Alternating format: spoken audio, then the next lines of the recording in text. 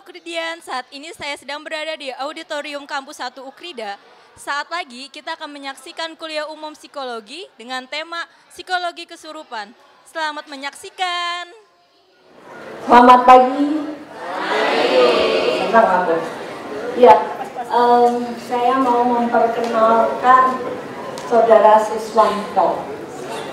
Ya, Siswanto ini dari Unika Sugiyo Pranoto, bukan Makassar, tapi dari Semarang. Di Unika itu kan Universitas Katolik, kalau di sini Universitas Kristen, di sana Universitas Katolik Sugiyo Pranoto. Pernah dengar nama Sugiyo Pranoto? Siapa itu? Siapa tuh? Monsinyur Sugiyo Pranoto. Pernah dengar? Itu salah satu pahlawan kita, pahlawan nasional. Seorang uskup yang berjuang untuk negara kita. Dan sangat nasionalis. Jadi ada tokoh nasional dari seorang uskup.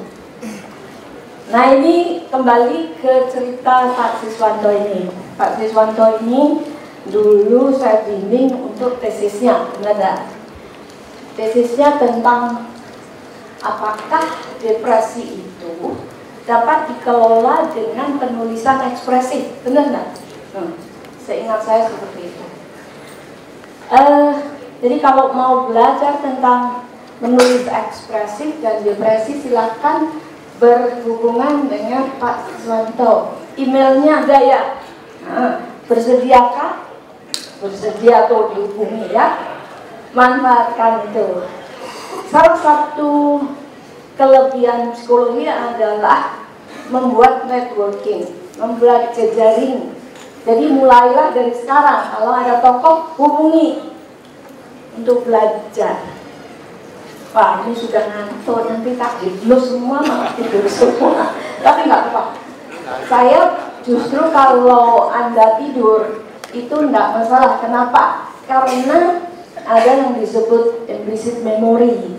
Jadi kalau Anda tidur, mendengarkan cerita, nanti asal nggak kesurupan aja. Jadi kalau tidur oke, tapi kalau ngobrol itu saya paling nggak suka. Kenapa? Mengganggu sekitarnya. Jadi kalau misalnya menguap terus, ngantuk, tidur aja.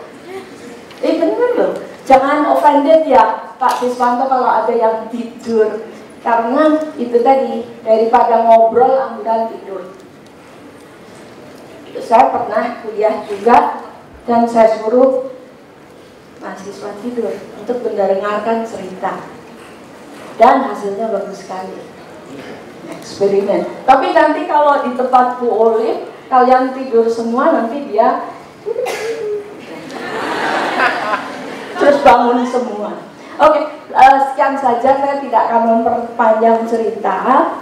Pak Siswanto ini ambil S3 di UGM dan sedang meneliti, sedang magang di Makassar. Dan karena kita undang, beliau bisa mampir pulang ke Semarang.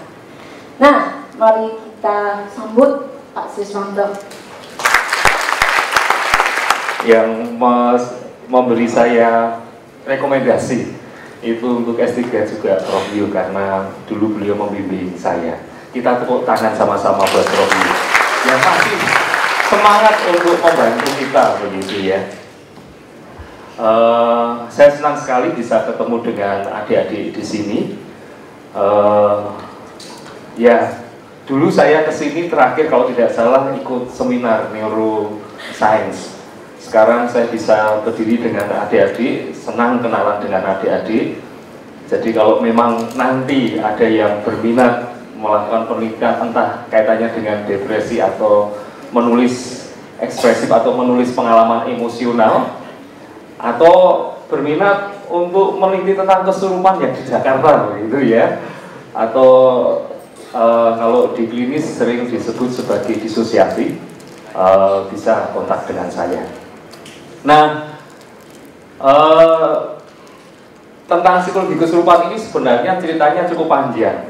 Jadi dulu saya berpikir nanti S3 mau meneliti tentang ini, karena saya juga psikolog praktis di bidang klinis, seringkali mengadakan acara pemulihan luka batin. Nah, dalam peristiwa pemulihan luka batin itu biasanya ada peserta yang SMA, kuliah, itu yang sampai trans, nangis-nangis, bahkan sampai pukul-pukul macam-macam begitu, ada yang lari sambil teriak begitu, mereka mengalami kondisi trans. Ada yang pingsan, itu saya gunakan untuk deteksi. Biasanya peserta yang semacam ini memang punya pengalaman-pengalaman entah traumatis, entah abuse, sehingga lalu butuh penanganan lanjut dalam bentuk konseling. Nah, ketika proses itu saya mulai menemukan bagaimana cara memulihkan mereka dalam waktu yang singkat supaya segera sadar. Nah, suatu saat kebetulan begitu, tapi kita yakin tidak ada sesuatu yang sifatnya kebetulan. Ada tetangga saya yang anaknya kesurupan, sudah seminggu lebih disembunyikan kemana-mana, lalu karena habis akal, ada tetangga yang mengatakan coba ke Pak Sis supaya dibantu, karena setahu kita Pak Sis psikolog begitu. Nah, ketika saya ketemu anaknya ini kelas 6 SD, waktu itu lulus mau masuk SMP, saya bantu anak ini dengan cara yang saya gunakan di pemulihan luka batin. Ternyata kok cepet sadar. Lalu kemudian ada beberapa peristiwa yang lain yang juga berkaitan dengan kesurupan, saya gunakan teknik yang sama, kok ternyata bisa. Akhirnya mulailah terpikir kenapa saya tidak meneliti ini dengan lebih serius. Sehingga akhirnya mulai kurang lebih 6 tahun yang lalu, 2010, ketika saya memang mengampu mata kuliah metodologi penelitian kualitatif, saya meminta mahasiswa kelas saya, kurang lebih jumlahnya sekitar 50 orang, untuk mewawancarai mereka yang pernah kesurupan. Jadi tahun pertama begitu, lalu mereka presentasi, saya punya datanya. Saya mulai melihat, memahami kesurupan ini dari sudut keilmuan psikologi. Lalu tahun kedua memantapkan modelnya itu, ketiga, keempat, kelima, kok saya melihat tidak ada lagi sesuatu yang perlu ditambahkan. Sehingga akhirnya lalu saya memberanikan diri untuk menuliskan satu buku yang judulnya adalah Psikologi Kesehatan Mental Awas Kesurupan. Nah, buku itu ini tepat kurang lebih setahun terbit, dan selama setahun ini menurut informasi dari Gramedia masuk 100 buku terlaris selama setahun. Saya tidak kaget begitu ya, kok bisa ya. Tapi memang karena mungkin ini sesuatu yang sifatnya jarang diteliti. Saya tidak tahu kenapa. Mungkin karena kesurupan selalu kita pahami berkaitan dengan supranatural ya. Nah, kalian sendiri memahami kesurupan seperti apa? Ya, saya berharap nanti ketika proses saya menjelaskan, teman-teman mau bertanya begitu, segera dicatat lalu kemudian ditanyakan. Karena ingat, psikologi itu ilmu yang sifatnya ilmiah, segala sesuatu setidaknya bisa dijelaskan secara rasional dengan adanya bukti-bukti yang memang bisa dilihat begitu. Nah, ini tadi saya sudah dikenalkan oleh Prof. Yu. Ini alamat email saya, seandainya ada yang nanti berminat mau koresponden begitu ya, yusis@yahoo.com ya, gampang ya.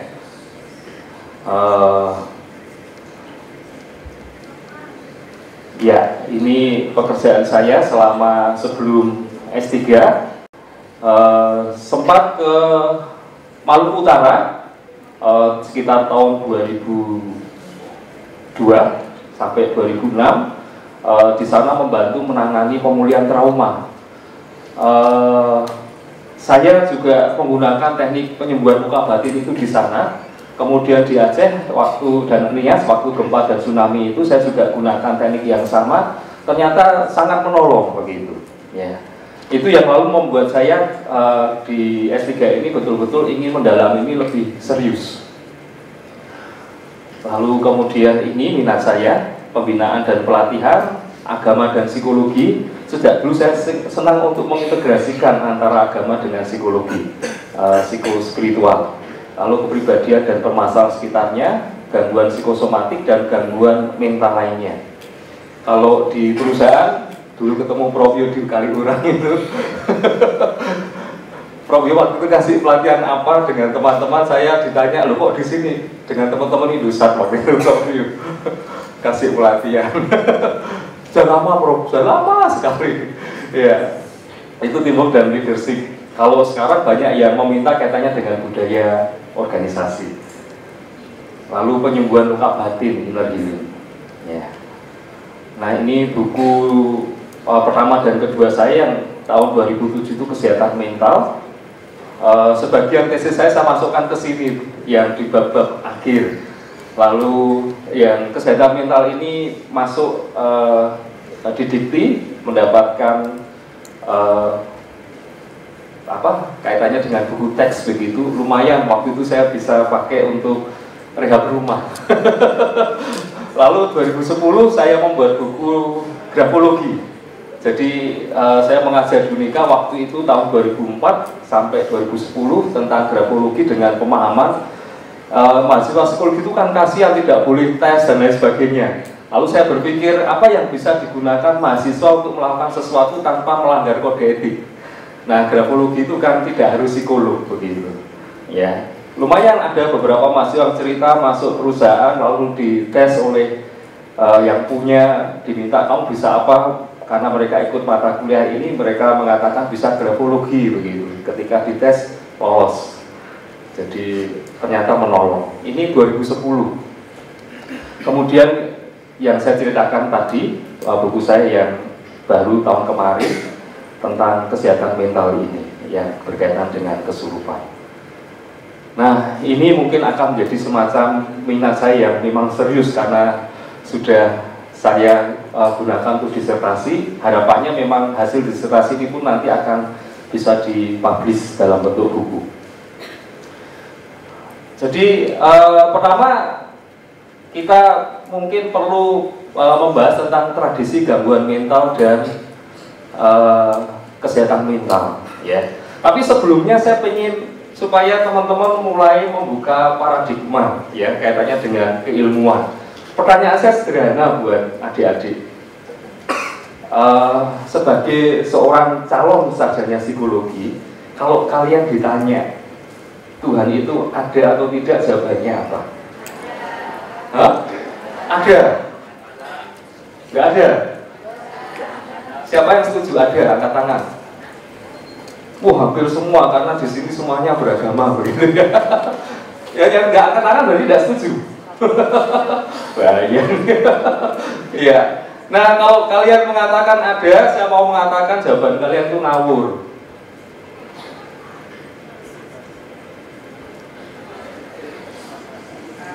Ada atau tidak Tuhan itu? Ada. Tetap ngeyel ada. Wah. Iya. Ini yang repot ini. Jadi kalau ditanya sebagai calon sarjana psikologi, Tuhan itu ada atau tidak?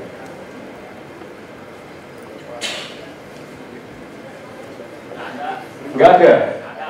Nggak ada? Nggak ada juga ngawur. Jadi jawaban yang betul apa?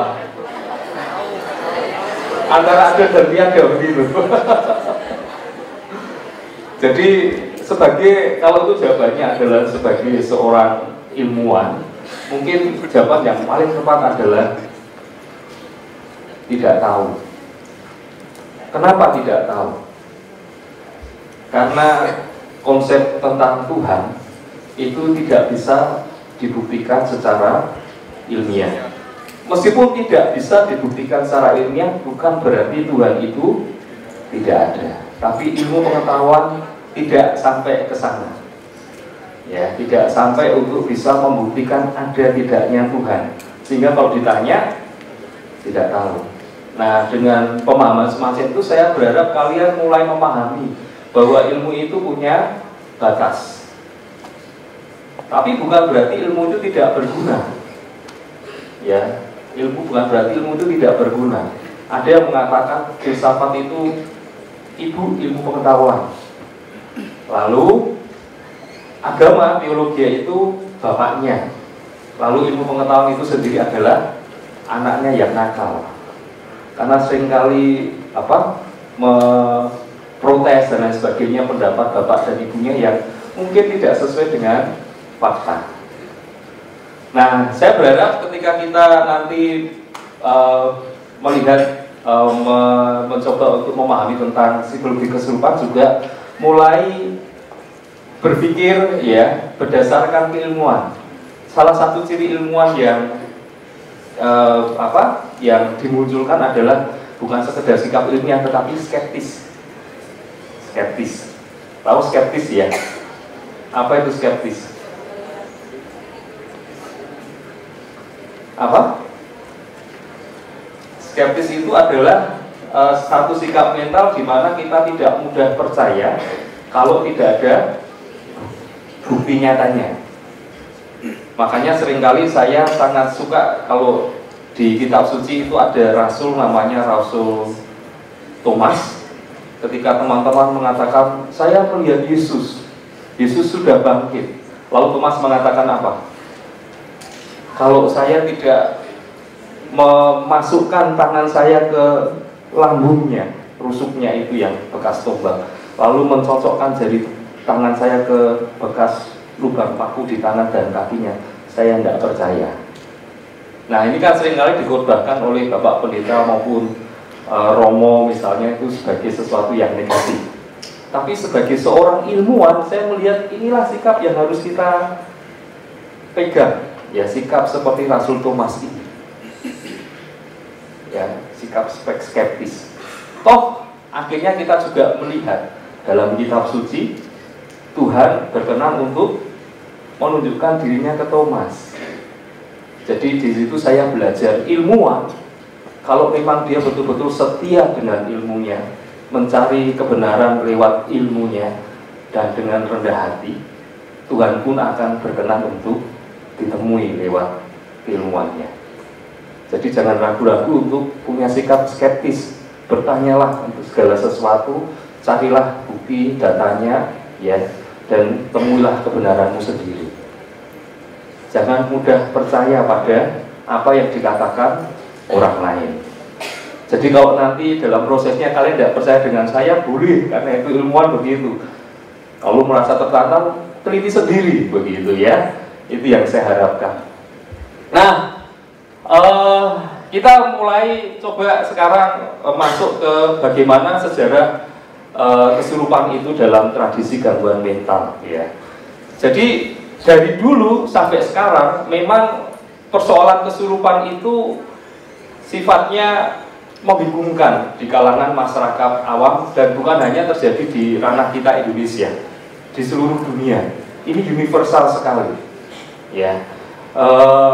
Sakit itu seringkali dipahami sebagai disebabkan oleh roh, setan, ya, jin, dan lain sebagainya. Sifatnya supranatural, terutama untuk memang bangsa-bangsa yang punya kebudayaan yang bersifat punya agama dan lain sebagainya. Masihkah sekarang kita jumpai begitu, bahkan di aliran-aliran tertentu kalau sakit hanya didoakan saja, tidak perlu ke dokter, begitu kan, ya. Bahkan itu sakit fisik sekalipun, begitu kan, banyak yang punya pandangan sangat ekstrim semacam ini. Dan itu bukan sesuatu yang sekarang ini ada, dari dulu sudah ada, ya. Kadang-kadang kan kita berpikir orang kok aneh begitu, tapi tahukah kita bahwa kita juga seringkali kelihatan aneh buat orang lain, ya. Nah, lalu zaman semakin berkembang, ilmu pengetahuan mulai berkembang, biologi berkembang, kedokteran berkembang, sehingga lalu orang mulai melihat ada perbedaan. Kalau sakit fisik, ya, sakit fisik itu orang mulai berpikir bahwa ini memang fisiknya sakit, ada sebab-sebab fisik, entah karena virus, bakteri, atau sesuatu yang lain. Lalu orang dengan mudah mengatakan kalau sakit fisik tidak ada hubungannya dengan roh, dengan setan dan lain sebagainya. Tetapi masih banyak orang yang punya anggapan bahwa gangguan mental itu juga karena roh dan setan, ya. Banyak yang masih berpikir orang gila itu, schizophrenia, itu karena setan atau roh.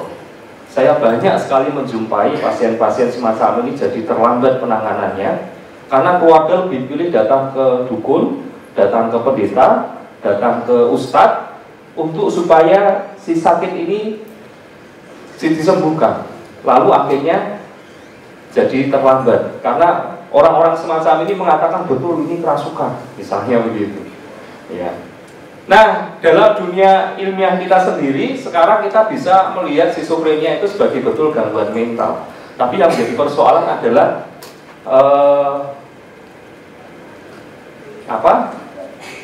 zaman dulu saya lupa ini ya, orang-orang yang punya gangguan mental itu pada waktu masih masa primitif itu otaknya, kepalanya itu dilubangi. Istilahnya itu adalah ini trepanning ya, trepanning. Jadi itu dalam bukti-bukti antropologi ditunjukkan bahwa ada tengkorak yang memang dilubangi di kepalanya dengan semacam kepercayaan, keyakinan kalau itu dilubangi lalu roh yang membuat orang ini sakit itu bisa keluar. Tapi zaman dulu kan melubangi kepala itu kan tindakan yang sangat berisiko, belum ada higienis dan lain sebagainya. Tapi yang menarik adalah ini yang menjadi awal mula neuroscience. Kenapa orang zaman dulu sudah berpikir bahwa kalau perilakunya berubah itu, kalaupun mereka memang punya kepercayaan itu ada roh dan lain sebagainya, itu ada di kepala. Paham maksud saya? Jadi sejak zaman dulu itu orang sudah punya semacam pemahaman bahwa pusat dari segala sesuatu adalah di sini. Meskipun keyakinan itu masih bersifat supranatural, itu disebabkan oleh roh dan lain sebagainya. Kalau di Timur Tengah disebabkan oleh jin. Ya. Semua agama meyakini gangguan mental atau kesurupan itu karena roh, setan, atau jin. Hampir semuanya. Kalau kalian punya pendidikan agama yang kuat, juga punya keyakinan itu kuat tentunya. Nah, pada masa Yesus sendiri, kalau saya coba lihat di beberapa jurnal, ternyata memang kita sudah mulai mengarah ke kesurupan secara khusus ya. Kesurupan itu ada dua macam pada masyarakat zaman Yesus. Yang pertama adalah kesurupan dalam bentuk mengambil tubuh seseorang dan menggunakan tubuh orang tersebut sebagai media untuk menunjukkan identitasnya. Jadi dia lalu bisa berkata-kata dengan suara yang berbeda dengan aslinya. Itu yang juga seringkali dipakai oleh agamawan. Kalau orang mulai berbicara dengan bahasa yang berbeda, itu tandanya dia kesurupan. Atau menggunakan identitas diri yang berbeda. Ini namanya surit misalnya begitu.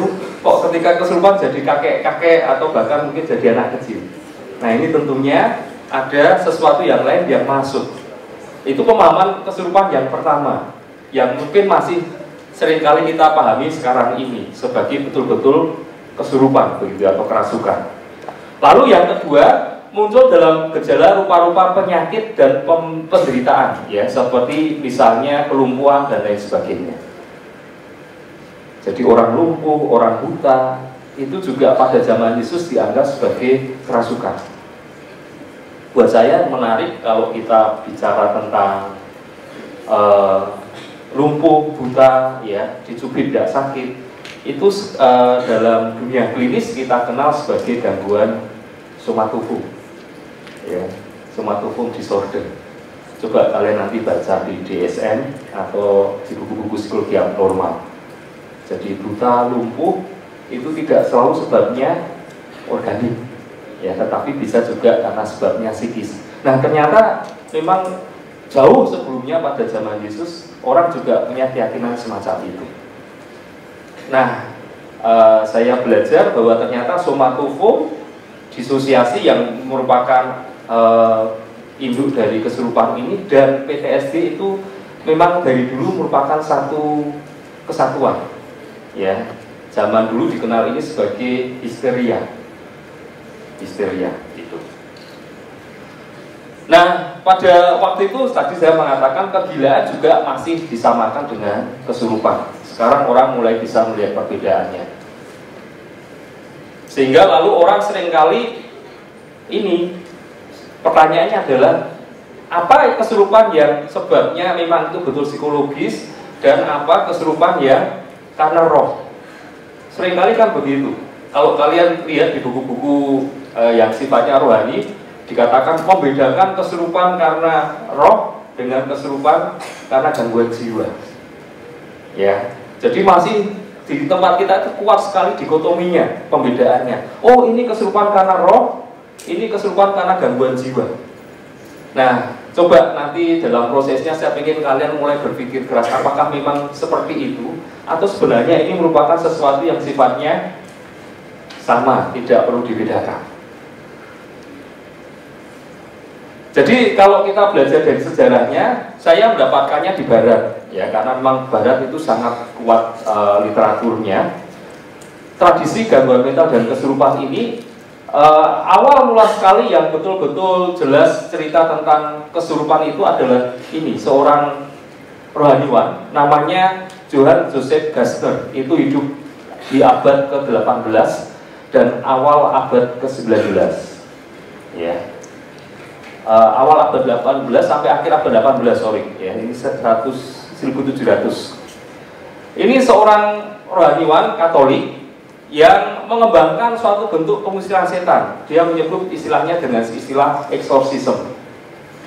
Filmnya kalian lihat ya, Eksorsis ya. Itu awalnya ini yang mengembangkan. Jadi dia punya keyakinan, semacam kepercayaan bahwa semua bentuk penyakit itu karena setan. Sehingga cara menyembuhkan penyakit itu adalah dengan melakukan pengusiran setan. Di zamannya dia menjadi seorang rohaniwan yang sangat terkenal sebagai seorang penyembuh pada abadnya. Jadi dia seringkali berkeliling tempat dan yang menarik di situ diceritakan setiap kali orang mendengar bahwa dia akan ke desa itu, di desa itu terjadi banyak manifestasi. Tiba-tiba orangnya sakit, kesurupan dan sebagainya, lalu dia datang, orang yang sakit, kesurupan atau sakit macam-macam ya, lumpuh dan sebagainya itu sembuh. Nanti dia ke desa lain juga begitu. Begitu desa itu mau mendengar dia akan ke sana, banyak orang sakit di sana. Ya, itu ceritanya begitu. Sehingga akhirnya karena dia Katolik, ya di Katolik itu ada semacam para romo rohaniwan itu yang berkumpul begitu, mencoba untuk meneliti sebenarnya Johann Joseph Gassner ini melakukan praktek apa sih begitu. Lalu mereka melihat prosesnya, akhirnya mereka mendapatkan kesimpulan bahwa yang dilakukan oleh Gassner ini punya banyak kemiripan dengan yang dilakukan oleh dukun-dukun agama pagan Eropa sebelum Kristianitas masuk. Tahu agama pagan? Wah, ini kalian harus banyak baca sejarah supaya ngerti. Kalian pernah nonton film Avengers? Thor itu. Ayahnya Thor itu siapa? Dewa Odin. Itu sebenarnya dewa asli orang Eropa. Karena renaissance lalu dimunculkan dalam bentuk cerita-cerita yang kita kenal sekarang. Jadi Odin itu memang dewa asli orang Eropa sebelum agama Kristen masuk. Itu yang salah satu yang disebut sebagai agama pagan. Jelas ya. Jadi kalau nonton film itu harus dilihat, bukan sekedar nonton serunya, itu ada sejarahnya, tidak mungkin tidak. Ya, itu. Nah, para romo Katolik ini akhirnya punya kesimpulan yang dilakukan Gassner ini tidak jauh berbeda dengan proses penyembuhan dukun-dukun agama pagan. Sehingga akhirnya mereka membuat satu kesimpulan dan keputusan, Gassner tidak boleh lagi melakukan eksorsisme. Ya, tidak boleh lagi. Nah, persoalannya adalah sebelum itu dilakukan, Gassner sudah terlebih dulu mengumpulkan banyak orang di satu kali, lalu dia melakukan penyembuhan massal dengan cara pengusiran setan itu. Kalau sekarang ini ya seringkali disebut sebagai kebaktian, kebangunan rohani, atau kalau teman-teman muslim itu ada ruqyah begitu, yang rame-rame. Ya. Sehingga tanpa disadari apa yang dilakukan itu akhirnya tersebar ke seluruh Eropa. Mungkin dugaan saya teman-teman karismatik yang suka melakukan acara-acara kesembuhan ilahi itu sebenarnya turunan dari sejarah panjang dari Gesner ini. Ya. Nah, lalu bagaimana dari sisi ilmiahnya? Jadi kalau Gesner ini kan dari sisi spiritualitas agama. Nah, dari sisi ilmiahnya pada zaman dulu masih sejaman dengan Gesner, hidup pada abad ke-18 sampai awal abad ke-19, ya. Ada yang namanya Mesmer. Kalau di psikologi belajar sejarah mesti pernah mendengar nama ini, ya. Kalau belajar tadi kok Bu Yu mengatakan hipnotis begitu, pasti juga mengenal nama ini, ya. Mesmer, ya. Mesmer mengatakan begini, bahwa Gesner sebenarnya menggunakan magnetisme sebagai cara untuk penyembuhan, tetapi tidak disadari oleh si Gesner ini. Magnetisme, pernah dengar istilah ini ya? Ini nama sebelum istilah hipnotis itu dimunculkan. Nah, kalau saya sudah cerita tentang hipnotis, mungkin kalian sudah mulai menebak nanti arahnya mau kemana, ya. Nah, Mesmer ini sebenarnya mewakili ilmuwan pada zamannya. Meskipun memang mereka sendiri pada waktu itu ilmu pengetahuan belum berkembang seperti sekarang. Tetapi yang kita tahu memang Eropa itu terbelah. Filosofinya itu dialektis, ya. Ini atau ini. Sehingga orang dihadapkan pada pilihan ikut Gesner atau ikut Mesmer. Kalau ikut Gesner berarti dia harus punya sudut pandang paradigma yang sifatnya spiritualistik, supranatural, memang kesurupan itu dari roh atau setan. Kalau ikut Mesmer, dia mau tidak mau pandangannya harus dalam tanda kutip ilmiah, melihat ini sebagai peristiwa-peristiwa yang sifatnya alami, begitu. Jadi lalu Mesmer melakukan semacam penyembuhan, ya. Dia istilahkan dengan istilah mesmerisme. Ini caranya, ya, di sini. Ini kalau diibaratkan di sini sebenarnya ada semacam tanda titik-titik begitu sebagai semacam aliran magnetik.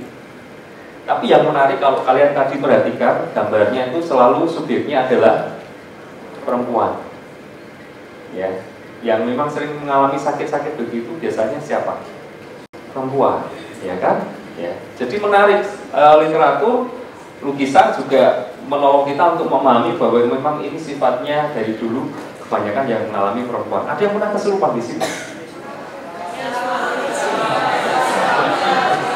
Nah, saya berharap dengan begini kalian mulai memahami mekanisme diri kalian sendiri nantinya, ya. Yang dulu sempat kesurupan massal, gitu, ya. Ini Mesmer, ya.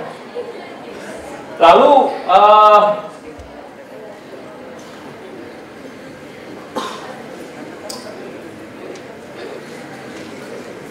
dari sisi mulai dilakukan penelitian begitu, yang sangat intens melakukan penelitian ini adalah di bidang antropologi dan antropologi sosiologi dengan psikologi.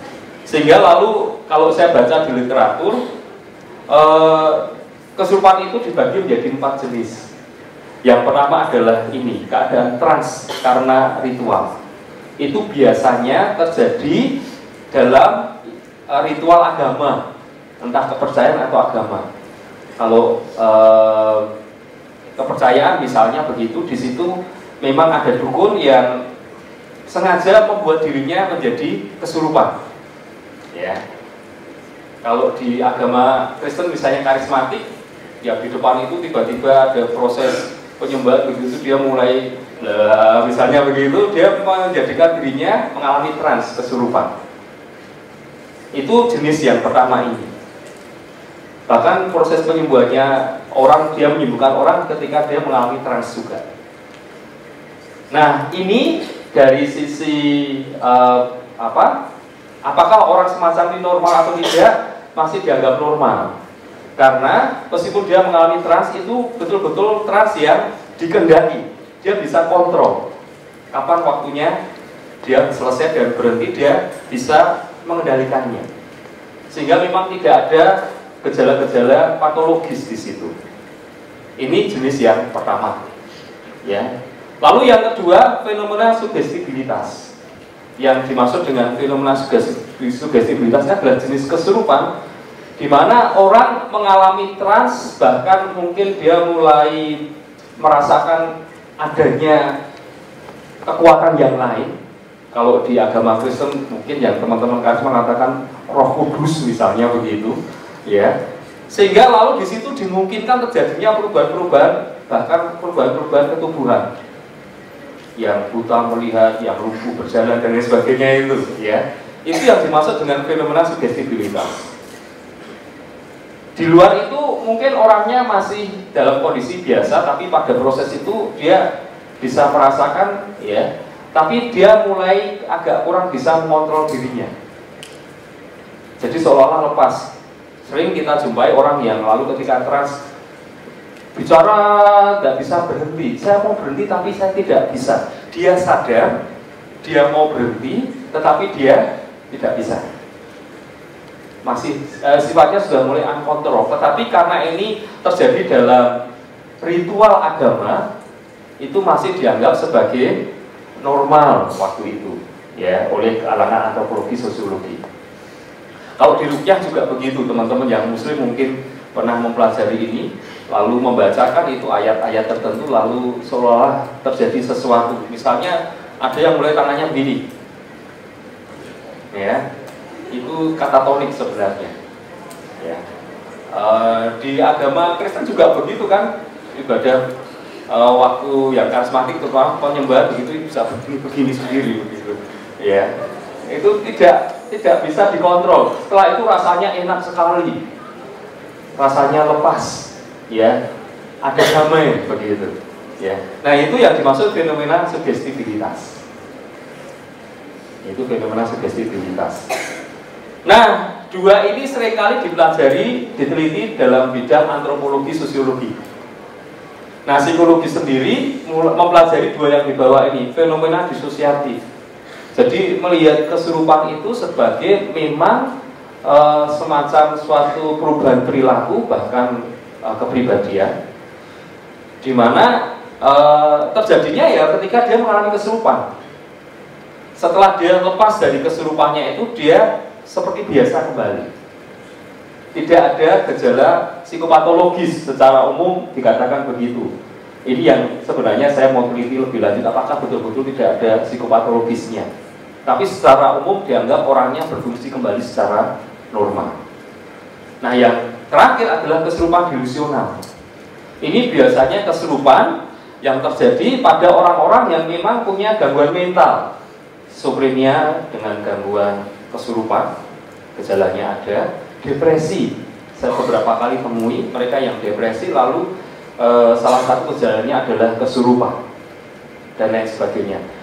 Epilepsi termasuk yang organik, ya. Seringkali epilepsi bahkan dalam literatur di barat itu tumpang tindih dengan kesurupan. Kalau di kitab suci ada mulutnya berbusa, ya, itu sebenarnya dugaannya adalah epilepsi, ya. Itu jenis yang keempat. Nah, yang menjadi bidang kajian saya yang sangat mau saya teliti adalah ini, fenomena sugestibilitas dan fenomena disosiatif ini. Karena dikatakan itu dianggap masih normal, ya, meskipun sudah terjadi perubahan-perubahan yang sifatnya fisikal. Tapi apakah memang orang-orangnya betul-betul normal atau tidak? Mungkin secara fungsinya relatif dianggap normal, tetapi kalau didalami lebih lanjut mungkin ada sesuatu yang sifatnya menarik di sana untuk diteliti. Kalau ini jelas abnormal. Nah, kalau yang di sini saya melihatnya memang kalau itu disengaja orangnya masih kontrol, berarti memang orangnya sebenarnya baik-baik saja. Yang kedua dan ketiga ini yang menurut saya harus menjadi pertanyaan kita. Karena saya jumpai ternyata mereka yang memang beberapa kali mengalami kesurupan, kuliahnya tetap baik dan lain sebagainya, tapi ada tanda-tanda yang lain. Suka pingsan, sering pusing, sering sakit perut, ya kan? Ya itu ternyata tanda-tanda yang kalau mereka ada kesurupan itu muncul kerap begitu loh. Nah, apakah ini masih dianggap normal? Ya, itu. Nah, bagaimana syarat kesurupan dalam DSM, ICD dan PPDBJ? Ini kitab sucinya klinisi. Ya, kalau kita belajar di klinis, kita perlu mengenal 3 textbook yang menjadi kitab suci kita. Ya. Ternyata memang betul prosesnya panjang. Ketika di DSM 3, kesurupan itu masuk dalam kategori disosiasi atipikal. Jadi namanya atipikal itu tidak khusus sifatnya. Ya. Jadi dari dulu memang sudah masuk dalam kategori disosiasi, gangguan disosiasi. Dia masuk dalam payung histeria. Ya. Dan histeria ini mencakup gangguan disosiasi dan somatisasi.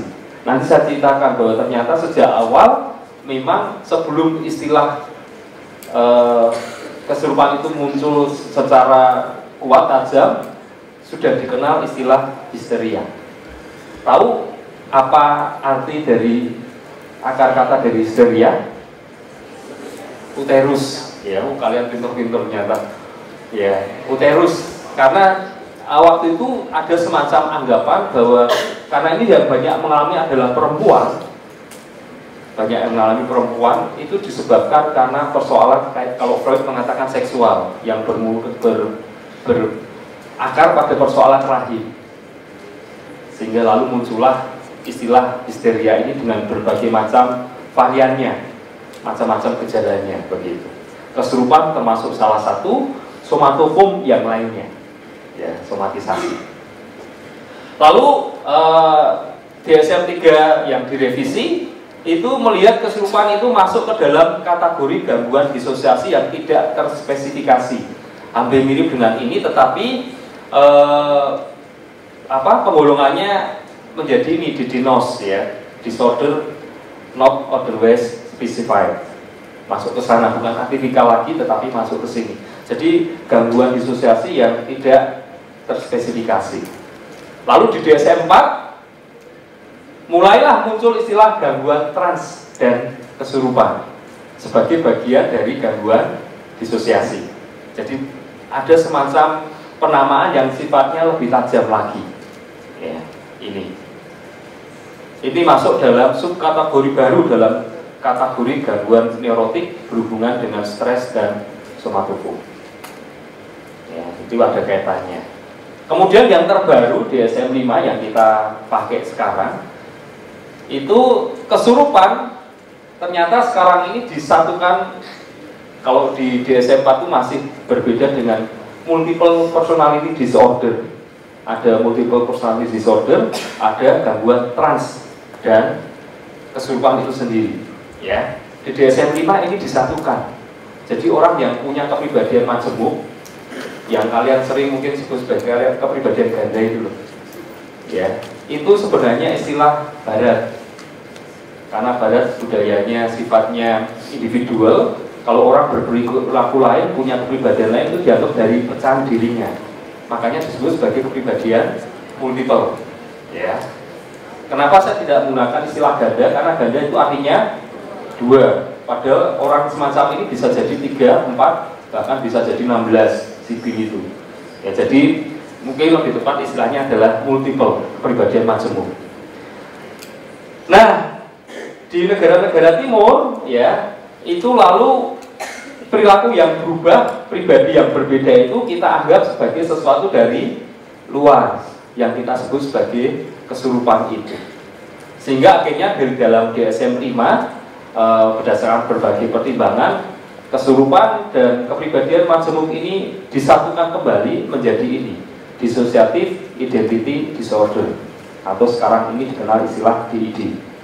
Nah, kalau studi pustaka, ya, ini kata kuncinya, nanti akan ketemu banyak berkaitan dengan kepribadian majemuk, multiple personality maupun possession disorder. Ya, ini. Jadi ini merupakan gabungan antara gangguan kesurupan dengan gangguan kepribadian majemuk.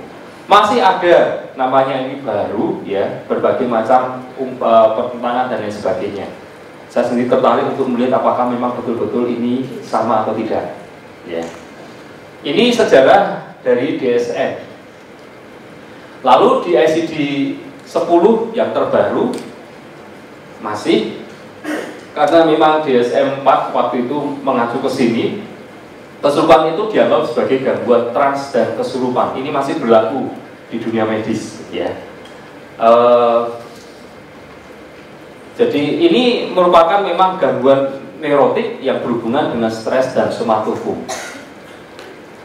Lalu dalam PPDGJ 3, pedoman diagnosis gangguan jiwa yang kita pakai di Indonesia ini sekarang masih DSM 3, juga kita kenal istilah gangguan trans dan kesurupan. Jadi ini memang spesifik karena dia juga mengacu di DSM 3, DSM 4 ya, DSM 4. Jadi cirinya adalah ini, kehilangan sementara aspek penghayatan akan identitas diri dan kesadaran terhadap lingkungannya. Dalam beberapa kejadian, individu tersebut berperilaku seakan-akan dikuasai oleh kepribadian lain, kekuatan gaib, malaikat atau kekuatan yang lain. Ya, ini gambaran ini saya pikir kalian jelas karena bisa melihatnya. Lalu B, hanya gangguan trans yang involunter atau di luar kemauan individu dan bukan merupakan aktivitas yang biasa. Dan bukan merupakan kegiatan keagamaan. Ini kata kuncinya. Jadi ternyata para ahli cukup hati-hati. Kalau itu terjadi dalam ritual agama, kita tidak bisa serta mengatakan itu sebagai gangguan kesurupan. Ya, kalau itu terjadi dalam ritual agama atau budaya, ya, yang boleh dimasukkan dalam pengertian ini. Nah, jadi misalnya kalau di sini budaya Jakarta apa ya? Kalau di Jawa itu ada jatilan, jalan kipang misalnya, itu kalau di lalu orangnya bisa makan beling, makan padi begitu. Di sini ada debus misalnya begitu. Itu tidak bisa dikatakan sebagai orang yang mengalami itu sebagai gangguan, karena itu memang dari sisi budaya diizinkan begitu. Ya.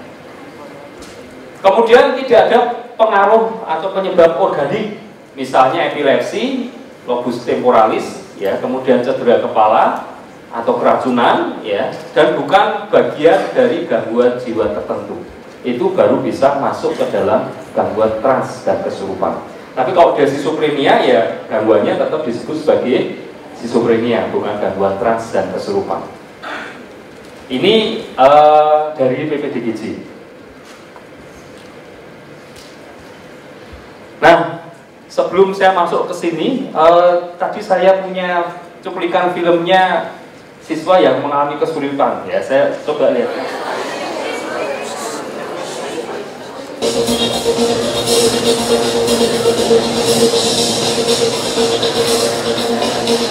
Ini salah satu berita tentang kesurupan yang kalian bisa googling dengan mudah. Ya.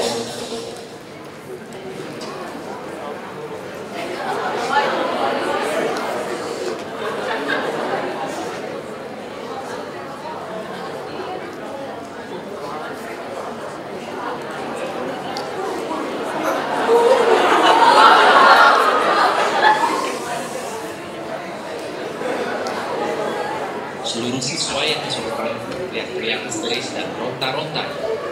Puluhan siswa kesurupan tersebut didominasi oleh siswa perempuan kelas 10 dan 11. Kejadian tersebut bermula ketika siswa tersebut sedang latihan gabungan dari 17 sekolah Spatula pada Minggu pagi yang berlokasi di SMA Ciasem.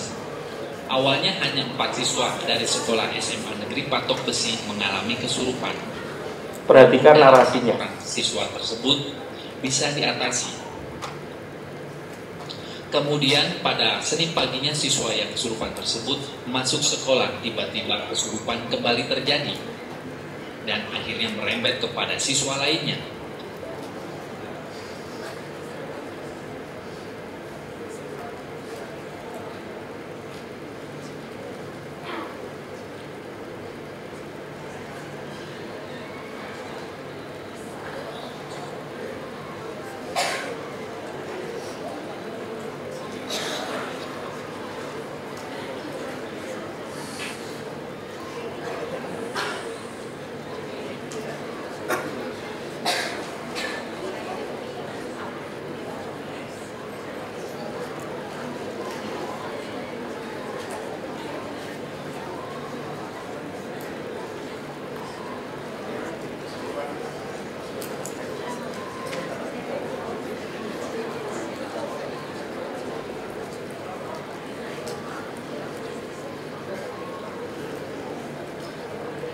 Jadi tidak jauh, Jawa Barat saja, ya, daerah Subang.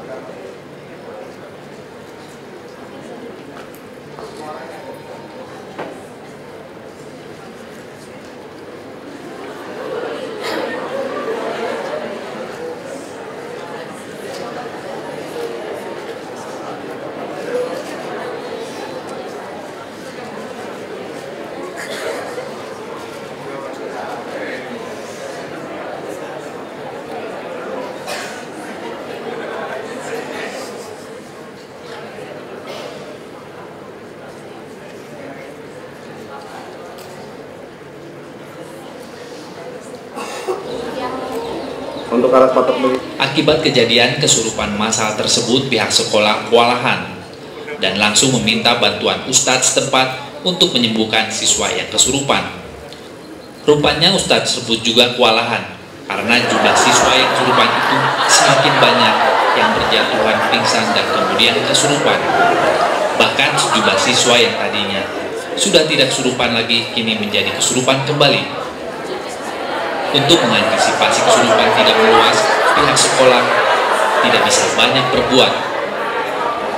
Pihak sekolah pun memanggil para orang tua siswa, kemudian untuk langsung memulangkan siswa yang sembuh dari kesurupan.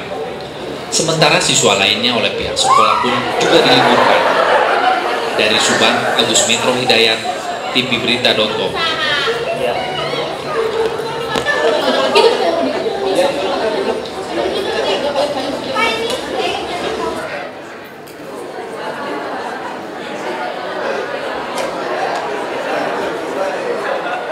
Itu contoh satu kejadian yang sering kali terjadi dan selalu yang menangani adalah seorang rohaniwan. Kalau kebetulan mayoritas muslim ya ustadz atau kiai, kalau mayoritas di daerah-daerah Kristen ya yang menangani pendeta atau pastor.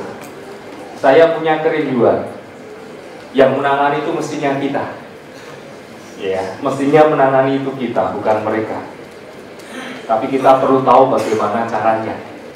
Karena selalu kalau ditangani oleh awam yang tidak mengerti, habis kesurupan jatuhnya itu selalu sakit. Ya bayangkan meronta-ronta itu ditahan gitu kan, badannya kan jadi sakit semua. Ya kan? Ya, ada cara lain yang sifatnya lebih lembut. Nah itu bisa kita kembangkan nanti. Dan biasanya mereka diliburkan sehari 2 hari, ketika masuk kesurupan lagi, ya. Jadi ternyata meliburkan mereka yang sekolah yang mengalami kesurupan massal itu bukan jalan keluar. Kalau kita lalu bisa memahami prosesnya, dinamikanya, kita akan tahu bagaimana mestinya cara yang terbaik. Nah, tapi sebelum masuk ke sana, saya mau cerita tentang psikofisiologis kesurupan itu sendiri. Jadi di literatur barat ternyata ada beberapa yang coba untuk meneliti bagaimana proses-proses ketubuhan orang yang mengalami kesurupan, atau karena tadi berkaitan dengan DID, ya, itu jadi satu dengan kepribadian majemuk. Saya sarikan, ya, semacam ini, ya. Ternyata sistem neuromuskuler, ya, kaitannya dengan saraf dengan otot, orang yang mengalami kesurupan itu dikatakan seringkali frekuensi sakit kepalanya itu antara 50-60%. Tipenya tipe tension dan vaskuler atau campurannya. Jadi biasanya di sini tegak atau suka kayak semacam migrain.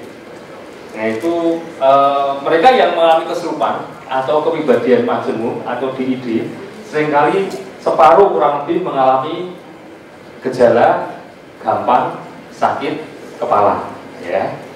Kemudian suara, mengalami perubahan suara.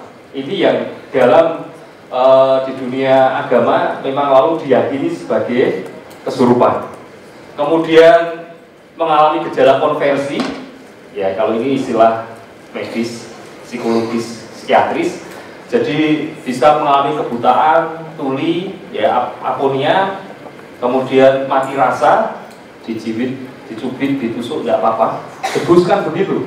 Ketika orang keras ditusuk tidak masalah, gitu kan, tidak sakit. Jadi ini memang ada kaitannya dengan itu. Lalu paralisis, kelumpuhan. Kemudian penglihatan mengalami perubahan, bisa refraksi, bisa visual acuity, ya, bisa tegangan okuler, lalu bisa karena keratometri, ya, warna penglihatan bisa berubah. Ada satu terapi namanya OEI, One Eye Integration, atau itu yang terapi satu mata itu dikembangkan, pengembangan dari IMDR. Itu orangnya diminta untuk melihat, kalau mata kiri melihat seseorang lalu dibandingkan dengan mata kanan, ada tidak perbedaan, entah warna, bentuk, dan lain sebagainya. Itu kaitannya dengan ini ternyata. Ya, orang-orang yang mengalami trauma biasanya mata kanan, mata kirinya bisa melihat sesuatu, terutama orang itu berbeda. Kemudian bidang visual, ya, variasi mikrostrabismus, ya, macam-macam. Lalu ketiga, pekaan terhadap nyeri, tadi yang saya katakan kaitannya dengan ini, tahan nyeri, gitu ya. Lalu kemudian serangan gangguan seperti epilepsi atau amnesia. Jadi kalau kita mudah lupa, ada satu ini yang saya sedang wawancara mendalam, dia suka baca novel. Jadi dia memang punya riwayat 2 kali mengalami kesurupan. Sudah baca bab 12, lalu dia menginjak bab 13, dia lupa bab 12 tapi ceritanya apa, sehingga dia harus ngulang kembali. Nah, itu contoh, ya, mengalami amnesia. Kalau pernah seperti itu, hati-hati, ya, jangan-jangan resiko. Lalu perubahan tulisan tangan dan tangan yang dominan. Jadi orang yang kesurupan bisa jadi tulisan tangannya berubah, karena kembali lagi itu ada pribadi lain yang muncul. Atau bahkan yang ekstrim, kalau dia biasanya menggunakan tangan kanan, ketika dia kesurupan, tangan kirinya yang jadi aktif. Nah, ini yang seringkali dianggap sebagai kemasukan, karena kok bisa. Dan memang penjelasan semacam ini kan lebih masuk akal, kan, bahwa memang ada sesuatu dari luar yang masuk begitu. Nah, nanti kita bicara teori psikologinya bagaimana. Kemudian sistem kardiovaskuler, ya, jantung berdebar. Jadi 30% mengalami begitu, tanda-tanda kecemasan. Biasanya sebelum mengalami kesurupan sudah hidup kuat. Ya, kemudian kelainan-kelainan jantung yang lain yang sifatnya berbeda dari biasanya, ya, ketika mengalami proses pergantian kepribadian. Kemudian sistem pernapasan, ada diketemukan kasus sebelum kesurupan dia tidak bernafas selama kurang lebih 2 menit. Jadi seolah-olah kayak orang mati begitu, kan. Baru kemudian pribadinya berubah. Tapi ini sangat jarang. Yang sering saya jumpai adalah ini, nafas yang semakin cepat. Lalu terus kemudian tiba-tiba teriak, melengking, lalu kesurupan. Ya, itu. Ini yang paling sering saya temui. Kalau ini saya belum pernah, ini saya hanya baca di literatur ada yang begitu. Kemudian sistem gastrointestinal, ya, kaitannya dengan pencernaan. Nah, ini yang menarik. Orang yang mengalami kesurupan, gangguan kepribadian majemuk atau DID, 91% punya riwayat gangguan perut. Dan subjek-subjek yang saya wawancari memang sering merasa mual, perutnya melilit. Kemudian ini mual yang parah tanpa disertai tanda-tanda kehamilan. Jadi mirip orang yang kalau pagi muntah-muntah itu, ya, tumpah-tumpah. Itu ada 73%. Nyeri perut, ya. Kemudian konstipasi yang parah, mual dan muntah, gangguan makan, bisa makan berlebihan atau memuntahkan makanannya, atau bahkan sebaliknya kelaparan, ya. Kemudian gejala anoretik, lalu gejala bulimia. Itu ternyata memang mengkait dengan DID, gangguan identity disorder, identitas, ya. Lalu kemudian sistem ini genitourinary, ya. Ada nyeri genital seperti terbakar atau panas, hampir separuh lebih. Kemudian seringkali menahan kencing, menstruasi yang menyakitkan atau tidak teratur, itu ada sekitar 64%. Ketidakmampuan menikmati seks, itu ada 55%, ya. hambatan dorongan seksual, ya, promiskuitas atau promiskuitas ya, orang yang ketagihan seks, ya. Jadi tidak bisa tidak memang harus melakukan kegiatan seks. Kemudian dispareunia fungsional, nyeri di vagina, kemudian hambatan orgasme perempuan. Nah, beberapa kasus yang saya jumpai mereka yang mengalami kesurupan biasanya punya gangguan PMS, pra-menstrual syndrome. Jadi sebelum mens itu biasanya lalu sakit dan lain sebagainya. Ya, itu ada dialami oleh banyak mereka yang memang mengalami kesurupan karena memang gangguan perut ini nyata. Beberapa yang saya riwayat yang saya wawancara memang punya keluhan di perut dan rutin biasanya ketika mens ditandai dengan perut yang melilit. Saya ada cara untuk menerapinya. Jadi pakai terapi yang sifatnya psikologis, bukan harus minum Iranti begitu ya. Itu juga saya temukan tanpa sengaja karena ketika memberikan pelatihan ada peserta perempuan yang pamit minta istirahat sebentar karena minta seorang memberikan Iranti, lalu saya intuitif menanyakan ke dia, mau saya bantu dan dia mau, lalu kemudian saya coba ternyata cepat pulih. Kemudian saya coba melakukan penelitian tentang itu dengan beberapa klien yang bersedia, mahasiswa S2, S1, dan mereka juga pulih. Itu ada caranya. Kemudian kulit ya, kondisi dermatologisnya mengalami perubahan ya. Ada stigmata yang kalau kalian lihat film eksorsisme itu ada tanda luka ya. Lalu terjadi perdebatan, kan ini kesurupan tapi kok seperti orang suci yang ada tanda seperti tanda Yesus. Sehingga dipercaya ini kesurupannya bukan sekedar kesurupan karena setan, tapi memang kaitannya dengan orang suci. Jadi perdebatannya luar biasa. Hanya yang saya mau katakan adalah memang nanti akan ditemui mereka yang punya gangguan DID, kepribadian majemuk atau kesurupan.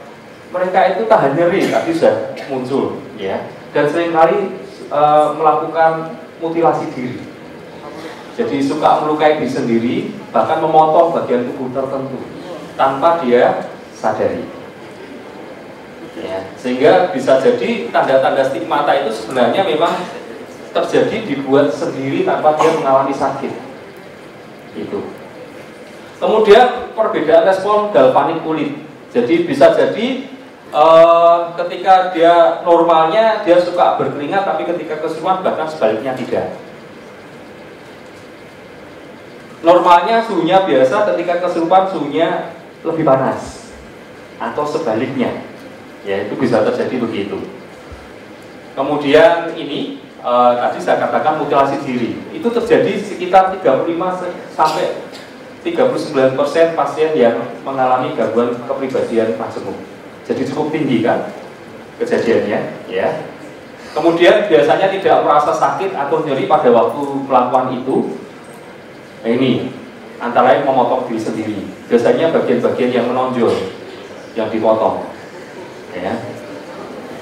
Kalau saya mengatakan bagian yang menonjol, terus jangan pikirannya kemana-mana ya. Kemudian mematahkan tulang, ya, tulangnya bisa dia patahkan sendiri, lalu menusuk diri sendiri, ya, ini bagian tubuh yang menonjol atau genital, lalu membakar dengan pemantik api atau rokok. Jadi dia bisa ini istilahnya kalau di Jawa itu nyunyuk itu apa ya, pakai rokok di sundut ya, disundutkan ke tubuhnya dan dia tidak merasa sakit. Ya. Itu mutilasi. Kemudian reaksi fisiologis lainnya adalah alergi. Nah, saya punya klien yang saya tahu betul dia disosiasi dan bahkan mungkin punya arah ke sini. Itu dia periksa ke dokter kulit, alerginya itu semua dia alergi. Ya. Jadi dia bisa alergi semua, begitu sampai dia heran, dokternya juga heran. Tapi ini gejala khas ternyata untuk disosiasi. Nah, ketika orang mengalami kesurupan, alerginya bisa berubah. Kalau misalnya ketika dia normalnya alergi udara dingin, ketika kesurupan mungkin alerginya berubah bukan lagi udara, tapi yang lain. Bisa jadi begitu. Ya. Lalu respon yang berbeda terhadap pengobatan, ya. Ini contoh-contoh pengobat yang biasanya digunakan. Makanya tidak mengherankan mereka yang didiagnosis mengalami gangguan disosiasi atau kesurupan tidak bisa atau kurang efektif kalau ditolong secara medis. Psikiater mungkin tidak bisa membantu secara baik karena apa? Respon tubuh ketika mengalami kesurupan itu berbeda dengan respon normalnya. Jadi obat misalnya dikasih obat penenang nih, ketika kesurupan bukannya malah dia tenang tidur, tapi malah dia bisa sebaliknya. Itu yang terjadi. Ya, ini seringkali saya jumpai dalam kasus-kasus yang saya tangani. Diberi obat penenang malah giras, atau dia malah aktif, nggak bisa tidur. Ya pada waktu itu. Makanya lalu orang semakin percaya, mau dikasih obat tidur kok malah tidak tidur. Ini mesti ada roh yang masuk. Begitu, ya. Tapi memang di barat literatur menunjukkan memang begitu, ya. Itu yang disebut sebagai ini. Gejalanya adalah polisimptomatis. Jadi gejala-gejala kesurupan itu sifatnya gejalanya itu sangat banyak bermacam-macam sehingga orang seringkali salah diagnosis. Ya. Misalnya dianggap mengalami gangguan bipolar disorder, tahu ya.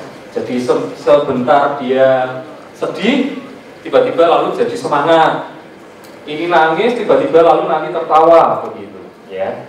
Bedanya apa dengan gangguan disosiasi atau kesurupan ini? Kalau bipolar disorder waktunya antara dari sedih, nangis ke gembira itu cukup panjang. Ya, ada periodenya, ada normalnya, kemudian kembali ke ayunan suasana hati yang sebaliknya. Tetapi kalau gangguan kesurupan atau multiple personality disorder juga itu tidak sepanjang itu, bisa cepat pergantiannya. Ya. Tapi seringkali disalahpahami oleh psikiater dengan bipolar, sehingga dikasih obat bipolar dan ternyata tidak efektif.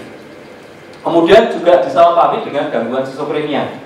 Saya jumpai beberapa artikel jurnal yang kurang mendalami tentang gangguan disosiasi, menganggap kerasukan dengan skizofrenia itu sebagai sesuatu yang overlapping. Karena orang gila itu kan seringkali ngomong-ngomong sendiri seolah-olah ada yang diajak ngomong atau mendengar sesuatu. Ya. Kemudian juga seringkali dianggap sebagai depresi saja atau sakit fisik yang lain. Karena memang sifatnya gejalanya adalah bermacam-macam, bukan hanya perilaku tapi juga fisiknya yang berubah. Jadi kalau kita jumpai misalnya entah teman atau saudara atau apa yang punya gejala seperti yang tadi saya sebutkan tapi tidak jelas gangguannya, kalian boleh punya dugaan sementara jangan-jangan dia mengalami disosiasi atau arahnya ke kesurupan itu. Ya, ini kok tiap bulan misalnya selalu ngeluh sakit perut, pusing, lalu tiba-tiba suasana perasaannya berubah jadi tukang marah, cara pandangnya juga berubah. Ini biasanya teman baik mengerti kok tiba-tiba sekarang jadi kayak orang asing ya. Jangan-jangan dia mengalami gangguan disosiasi. Ya, itu. Karena kalau tidak kelihatan sebab jelasnya, bisa jadi dia mengalami. Dan ini ternyata banyak. Ya, saya jumpai semakin belajar peka ini, ternyata ini banyak. Orangnya kelihatannya normal ada di sekitar kita, tapi ternyata punya gangguan. Bahkan termasuk mereka yang kelihatannya pinter di kampus berprestasi. Jangan kira bisa jadi begitu. Gejala yang paling utama adalah biasanya dia kurang bisa berteman dengan orang lain. Ya, gejala utamanya begitu. Karena dari fungsi sehari-harinya prestasinya mungkin bisa wajar normal, tapi dalam hal relasi interpersonal biasanya sangat kurang mendukung. Itu gejala utamanya yang saya sampai sekarang bisa lihat. Lalu bagaimana neurologi kesurupan? Jadi dari studi pustaka saya Mereka yang mengalami kesurupan ternyata setidaknya ada 4 bagian wilayah otak yang terkena. Yang pertama adalah lobus temporal, itu ada di sebelah sini. Ya, itu awal sekali orang melihat, karena dari studi epilepsi, ternyata orang yang mengalami epilepsi itu punya gejala seperti orang kesurupan. Bisa seolah-olah keluar dari tubuhnya, ya, mendengar suara-suara dan lain sebagainya. Lalu bedanya dengan orang yang epilepsi, orang yang mengalami kesurupan, lobus temporalnya secara organik tidak apa-apa, tidak ada masalah, ya. Tetapi ketika proses kesurupan itu memang terjadi sesuatu di sana yang tidak bisa dikatakan sebagai dia terkena epilepsi. Itu. Lalu kemudian hemisfer, kita sudah tahu bahwa otak kita ini kan dibagi 2, hemisfer kanan dan kiri fungsinya berbeda. Dan sejak dulu orang melihat bahwa kedua belah otak ini punya pribadi yang berbeda. Itu ketika orang yang mengalami epilepsi kemudian korpus kolosumnya itu dipotong, yang hubungan antara kedua hemisfer ini, ternyata memang lalu perilakunya bisa bertentangan. Misalnya tangan kanan mau ambil barang, tangan kirinya bisa pukul tangan kanannya, begitu, ya, tanpa dia bisa kendalikan tangan kirinya. Ya, memang sudah dikenal ada itu, dan penelitian-penelitian selanjutnya menunjukkan orang-orang yang mengalami kesurupan atau kepribadian majemuk terjadi memang perubahan di salah satu hemisfernya. Ya. Kemudian pada bagian prefrontal dari otak, prefrontal di daerah sini. Jadi orang yang mengalami kesurupan, karena ini adalah bagian pusat kendali kepribadian, membuat keputusan dan lain sebagainya, ininya terkena. Ya, itu prefrontal. Lalu kemudian kortikolimbik, itu berkaitan dengan otak tengah, otak bagian emosi. Jadi orang yang mengalami kesurupan ternyata otak kortikolimbiknya ini sangat aktif. Bisa jadi prefrontalnya ini sangat terpengaruh kortikolimbiknya, sehingga segala sesuatu bisa terjadi. Ini seringkali juga disebut sebagai otak mamalia. Pernah lihat kalau googling orang yang lari dikejar angin lalu kemudian bisa lompat tinggi sekali saking takutnya, ya kan? Nah, yang aktif pada waktu itu adalah kortikolimbiknya, otak bagian emosinya, supaya dia bisa selamat. Nah, orang yang mengalami kesurupan semacam itu. Jadi orang yang kesurupan itu saya jumpai ada 3 emosi yang mungkin terjadi. Yang pertama adalah dia mengalami ketakutan.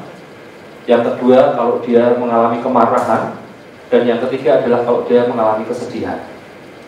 Jadi itu otak emosi yang membuat orang kenapa bisa kesurupan, kortikolimbiknya ini. Nah, kalau ditanya lalu kok bisa berbahasa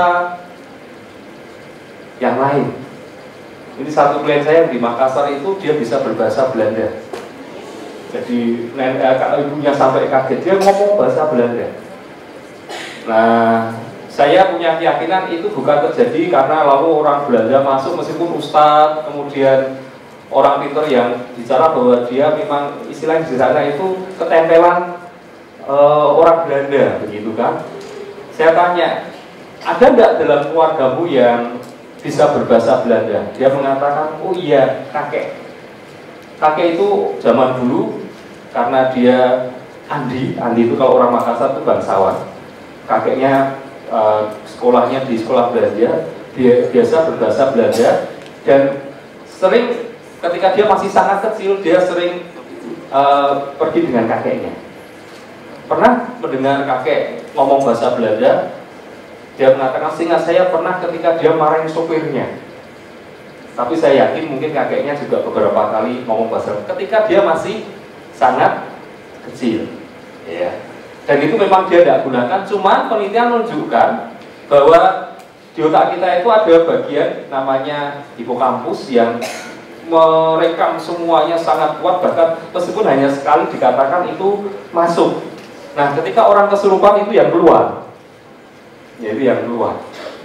Jadi bisa sebenarnya dijelaskan, meskipun orang awam mengatakan bahwa kok bisa lalu berbahasa yang lain, ya intinya dia pernah mendengarkan itu. Makanya jangan heran, ya, seringkali untuk memasuki dunia kesurupan ini orang menggunakan cara hipnotis. Kalau yang bisa hipnotis tentunya sangat paham.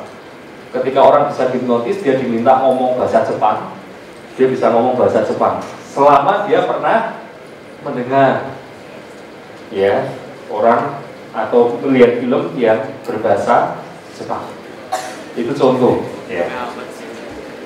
Ini neurologinya kesurupan. Jadi penyebab kesurupan ada 3. Yang pertama abuse. Jadi 94% mereka yang mengalami DID itu mengalami abuse di waktu masih kanak-kanak. Ya.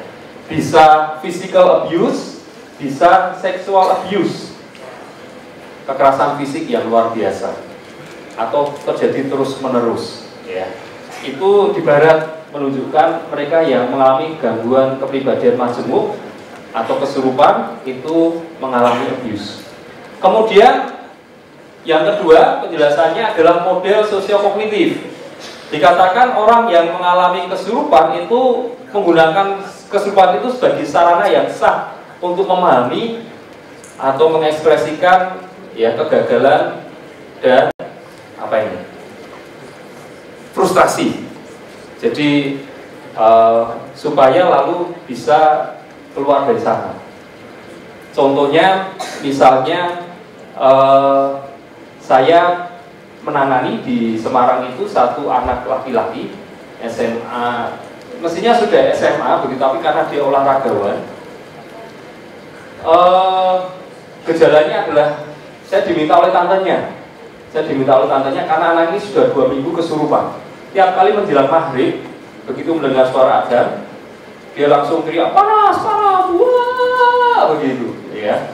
Bayangkan ini suara adzan, lalu dia langsung teriak begitu. Orang kan lalu sangat kuat berpikir bahwa mendengar orang berdoa setan dalam tubuhnya kepanasan, begitu, ya, kepanasan.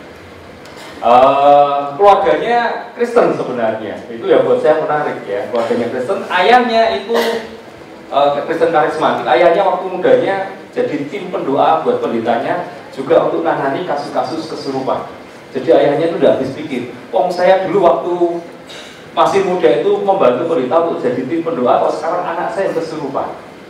Jadi saya ke sana itu sudah ada pendeta yang baru saja menengking dia. Ya, dalam nama Yesus, begitu kan.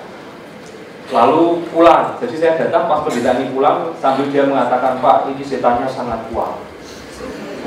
Ini sudah 2 minggu kita tengking, tidak mau keluar, begitu kan. Ketika saya lihat anaknya, saya langsung ibah. Karena apa? Matanya sudah gelap, tidak ada putih-putihnya. Ya, ini juga gelap sekitar sini, mulainya begini, begitu. Ya. Saya langsung geleng-geleng kepala karena apa? Kalau matanya ini gelap itu tandanya apa?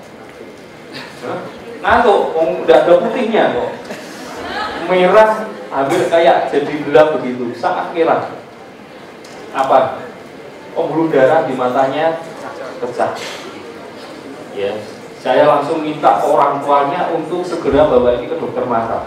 Dokter mata geleng-geleng kepala, mengatakan waktu ini lama sembuhnya, 3 bulan mungkin baru sembuh. Kenapa kok sampai begitu? Orang kesurupan kembali lagi ada 3 emosi yang mungkin terjadi: sedih, marah, takut. Dan anak ini mengalami ketakutan luar biasa, kemarahan luar biasa juga, bahkan mungkin sedihnya, tapi utamanya adalah takut. Sudah takut, dibentak-bentak, begitu loh ya kan. Nah, dia tidak sadar itu, jadi tambah tegang kan dia, sehingga pembuluh darahnya pecah. Tapi ditangkap kalau tidak mengerti tentang biologi sebagai setannya kuat. Nah, ini kan repot. Nah, ini yang saya ingin kalian paham betul, kenapa kita perlu ikut campur dalam hal ini ya. Jadi saya mengatakan ke bapaknya, Pak, saya tidak ingin kita adu argumentasi dia kemasukan setan atau tidak. Yang penting kita tangani anak bapak, dia menunjukkan perbaikan, baru nanti kalau sudah sadar, kita tanyakan, kenapa kok dia setiap kali menjelang maghrib selalu teriak kepanasan. Nah, singkat ceritanya, ya, Saya mengatakan oke, kalau gejalanya setiap menjelang maghrib, besok menjelang maghrib saya akan datang ke rumah Bapak. Jadi besoknya saya datang setengah jam, 1 jam sebelum maghrib. Kemudian saya minta anaknya 15 menit sebelum maghrib dibawa ke ruang tamu. Lalu kita ngobrol-ngobrol dengan, saya ngobrol-ngobrol dengan bapaknya itu. Saya mengatakan begini, Pak, saya kan tidak bisa tiap hari ke sini. Jadi saya beritahu caranya Bapak nangani anak Bapak begitu. Nah itu yang Bapak lakukan, sederhana, tidak sulit. Sudah begitu mulai terdengar orang azan, lalu saya, anak ini mulai bilang panas, panas, begitu saya bantu dia untuk tenang, rileks. Tidak sampai azan itu selesai dia sudah tenang. Bapak ini kaget, kok segampang itu Pak? Pendeta saja dipekik-pekik malah dia teriak-teriak, tambah luar biasa begitu kan, kok ternyata sebelum selesai saja bisa tenang. Nah di situ bapaknya mulai percaya ke saya karena dia melihat cara saya lebih baik meskipun saya tidak menggunakan cara berdoa ya. Singkatnya kemudian sebulan kemudian lah anak ini betul-betul sembuh, dan karena dia memang sangat berat, saya memang minta dia untuk dibantu dengan obat dari psikiater ya. Tidak mungkin saya tangani sendiri karena sudah terlambat istilahnya. Bayangkan 2 minggu kesurupan dan tidak bisa tidur anak ini. Jadi memang betul-betul sudah sangat terganggu begitu. Jadi memang butuh bantuan medis. Nah setelah dia sadar, lalu saya bertanyalah ke dia, ada bapaknya di situ, kenapa kok tiap menjelang maghrib kamu teriak kepanasan? Baru terdengar cerita yang sebenarnya. Jadi masuk akal. Ceritanya begini, anak ini seorang olahragawan, tapi di usianya dia yang SMA itu dia mengalami krisis. Apakah akan terus melanjutkan hidupnya, karirnya di bidang olahraga yang jelas sekali kemungkinan untuk jadi ada yang berprestasi itu sulit. Tapi di sisi lain bapaknya sangat mengingat dia untuk berprestasi karena bapaknya dulu pengen melakukan itu tapi tidak bisa. Paham ya? Itu yang pertama. Kemudian yang kedua, dia sudah keliling ke berbagai tempat. Lalu dia punya Facebook. Kebetulan di Facebook itu dia kenalan dengan seorang cewek dari kota yang lain. Cantik sekali. Pacaranlah lewat Facebook itu ya. Lalu dapat nomor telepon dan lain sebagainya. Suatu saat dia dapat kesempatan untuk menemui cewek ini di kotanya, cewek itu. Jadi dia rela naik bis sehari semalam, bayangkan, untuk ketemu karena tidak pernah ketemu sebelumnya. Jadilah mereka di satu tempat. Ketika ketemu, alangkah kagetnya dia. Ternyata foto cewek yang di Facebook dengan aslinya berbeda begitu. Wah, namanya anak laki-laki masih remaja, emosinya keluar, emosi dia maki-maki si cewek ini. Cewek ini tidak terima. Dia mengatakan, awas ya, kamu kurang ajar dengan saya laporkan kakak saya. Nah semenjak itu ya dia mendapatkan SMS, BB, apapun ya, bahkan telepon yang mengancam dia. Saya akan temui kamu, saya bunuh kamu, saya hancurkan kamu, begitu terus. Dan itu dilakukan setiap mendekati maghrib, karena dia punya waktunya istirahat untuk latihan ya sekitar maghrib itu sampai sekitar jam 7 nanti dia latihan lagi karena dia olahragawan. Paham sekarang? Di psikologi itu namanya apa? Hukum apa? Kalau Gestalt yang sudah angkatan-angkatan, kalau mahasiswa baru kan belum ngerti, tapi ini bagian dari kita lalu jadi ngerti kenapa psikologi itu menarik. Namanya hukum apa?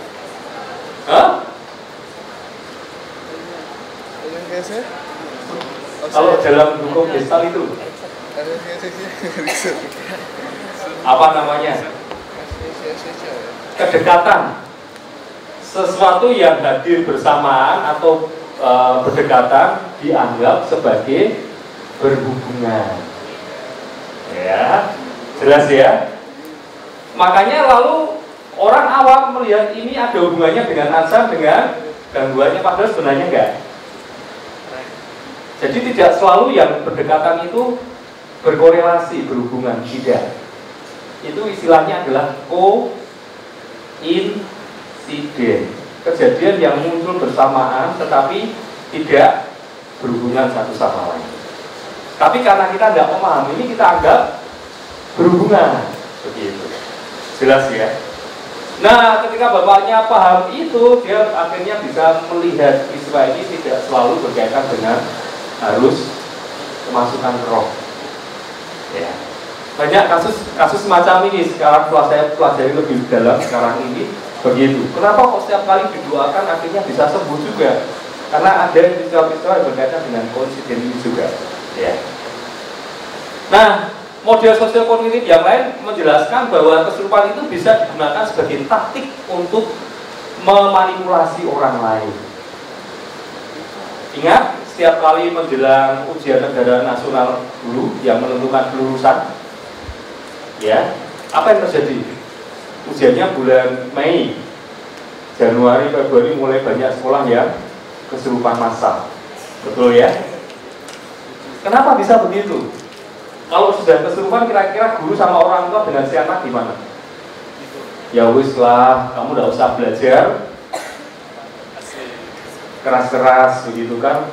Sudah, pokoknya lulus saja bapak dan ibu sudah senang. Nah gitu kan ya? Ya kan pada waktu itu kan sangat stres, gurunya stres, membuat siswanya stres, suruh belajar terus tiap hari, ya kan?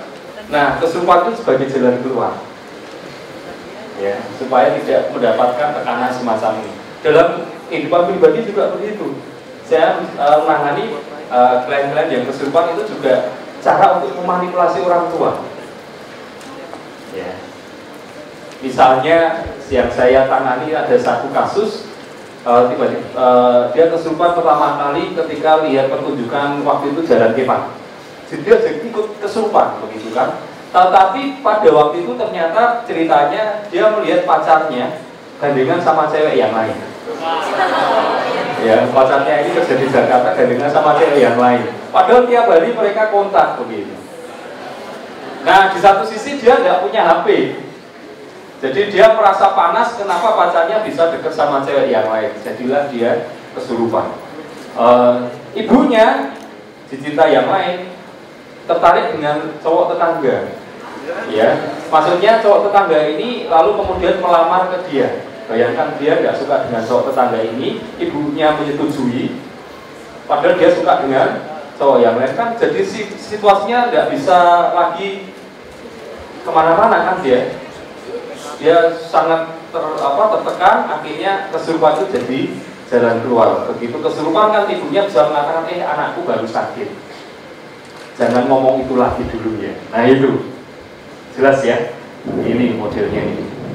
Nah yang ketiga yang saya temukan dari penelitian saya adalah berkaitan dengan kedukaan. Ya, ternyata orang yang berduka itu bisa mengalami kesurupan, terutama kalau itu terjadi pada waktu kecil. Jadi bukan sekedar kehilangan orang, tapi kehilangan momen-momen ketika ada bersama dengan orang itu. Contohnya yang saya pelajari, kehilangan bapak ketika dia masih kelas 2 SD. Kelas 3-nya dia, kelas 3 SD, lalu kelas 6-nya dia mengalami kesurupan. Mau menjelang ujian, lalu dia cerita pada waktu itu dia suka mainan sendiri di bawah pohon. Dia ingat betul, ya bagaimana dia sering kali diajak pergi sama ayahnya, kemudian kemana ikut lomba dia ditemani oleh ayahnya, dan dia sekarang itu tidak ada. Nah momen-momen dia kesepian, imajinasinya mulai kuat ke ayahnya yang meninggal itu, situ tiba-tiba dia tidak sadar dan orang mengatakan dia mengalami kesurupan. Jadi kehilangan momen. Makanya jangan heran di sekolah ketika satu pohon besar itu dipotong, lalu banyak orang siswi di situ ya, siswi terutama yang kesurupan. Bukan karena di situ ada penunggunya, tapi karena apa? Pohon besar itu menyimpan banyak kenangan. Waktu pernah di sini dengan si A ngomong-ngomong, itu sekarang ditebang gitu loh, paham ya? Nah itu jelas ya. Jadi itulah kalau kita belajar psikologi lalu kita bisa melihat sesuatu yang lebih real, bukan sekedar karena di situ ada roh penunggunya begitu. Jadi faktor penyebab kesurupan itu sebenarnya memang kompleks ya. Yang pertama berkaitan dengan psikopatologi individual psikologis, memang dari sisi individunya ada kerentanan psikologis, bisa jadi juga karena reaksi terhadap stres sosial menjelang ujian negara, kemudian dia diputus dan lain sebagainya, ya. Kemudian juga bisa berkaitan dengan harapan kultural religius. Secara budaya itu diizinkan terjadi. Makanya jangan heran mereka yang kepercayaannya, misalnya kalau Kristen itu karismatik, ya. Kalau Muslim mungkin ada yang lain yang sifatnya begitu sangat kuat, maka kejadian-kejadian kesurupan itu banyak terjadi di sana. Ya, tapi gereja-gereja atau aliran-aliran yang sifatnya mainstream yang tenang, lebih mengutamakan rasio, kejadian kesurupan menjadi sedikit. Karena ada unsur harapan kultural religiusnya. Ya, coba ada amati pelajari itu. Dan yang lebih banyak diyakini adalah kombinasi dari ketiga faktor ini. Ya. Nah, ini penjelasan psikologisnya. Saya berikan beberapa macam. Ini sifatnya masih mendasar karena masih mahasiswa yang baru, tapi supaya harapan saya kalian lebih tertarik untuk mendalami psikologi begitu ya. Psikologi dalam dari Freud dan Jung. Jadi kenapa orang bisa kesurupan? Itu kalau Jung, Freud kan cerita bahwa jiwa kita itu kan seperti gunung es, betul ya? Yang disadari itu, yang diakui itu hanya kecil di sini. Kemudian garis merah ini semacam batas antara yang disadari dengan yang tidak disadari. Ya. Nah, apa yang terjadi? Ketika kita punya dorongan-dorongan, keinginan-keinginan, itu kan energi, ya. Itu mau muncul untuk ke dalam kesadaran, itu melewati sensor di sini. Ya, sensor ini yang kita sebut sebagai defense mekanisme bela ego. Ya, ini kan ego kita. Yang kira-kira secara sosial disepakati, disetujui, tidak membuat ego kita menjadi dipermalukan begitu ya. Itu akan keluar. Misalnya saya lapar, saya mau ke kantin makan, tidak apa-apa. Itu keluar begitu saja. Yuk kita makan. Tapi kalau itu berkaitan dengan sesuatu yang sifatnya menurut ego memalukan, maka itu lalu direpress. Kalau Freud kan istilah kuatnya itu kan direpress, ya, yang jadi mekanisme utamanya. Dikembalikan ke dalam ketidaksadaran. Ya. Misalnya karena kalian sudah dewasa, secara biologis sudah matang, lalu tiba-tiba yang cewek lihat cowok cakep gitu langsung, waduh kalau jadi pacar gimana ya? Tapi kan harus mikir, wah aku sudah punya pacar, misalnya. Lalu itu di-repress, masuk. Energinya tidak hilang, ya. Itu terus ada, kemudian menumpuk dalam ketidaksadaran. Nah, secara normal, ya, ada bagian dari mekanisme kita yang melepaskannya. Freud mengatakan misalnya lewat mimpi. Tetapi pada orang-orang tertentu represinya sangat kuat, sehingga semakin lama ini semakin banyak. Nah, kesurupan itu terjadi kalau energinya ini sudah tidak terbendung, sehingga akhirnya ada stimulus frustrasi atau stres begitu, ini lalu tiba-tiba meledak, keluar dalam bentuk kesurupan. Itu penjelasan sederhananya dari teorinya Freud begitu. Ya, makanya saya juga pernah menjumpai ini di satu gereja Pantekosta, acara ulang tahun remaja. Jadi di situ biasanya sebelum ada khotbah ada ibadah penyembahan bahasa roh. Lalu saya kebetulan duduk di depan saya itu ada seorang anak remaja putri yang mengatakan begini, mamajan kayak begitu. Saya dengarkan betul-betul ini dia ngomong apa tuh cepat sekali begitu kan. Ternyata omongannya apa? Mama jahat. Ya, mama jahat. Saya kaget ketika kok yang saya tangkap begitu. Lalu setelah selesai acara, saya tanya ke teman dekatnya dia itu anaknya siapa? Oh, dia itu papa mamanya majelis di gereja kami, orang kaya, anak tunggal. Jadi tiap kali dia ke aktivitas apapun selalu ada sopir yang menemani. dan harus tepat waktu, mamanya minta begitu. Acara selesai jam 9, dia harus pulang jam 9, kalau tidak dia akan dimarahi mamanya.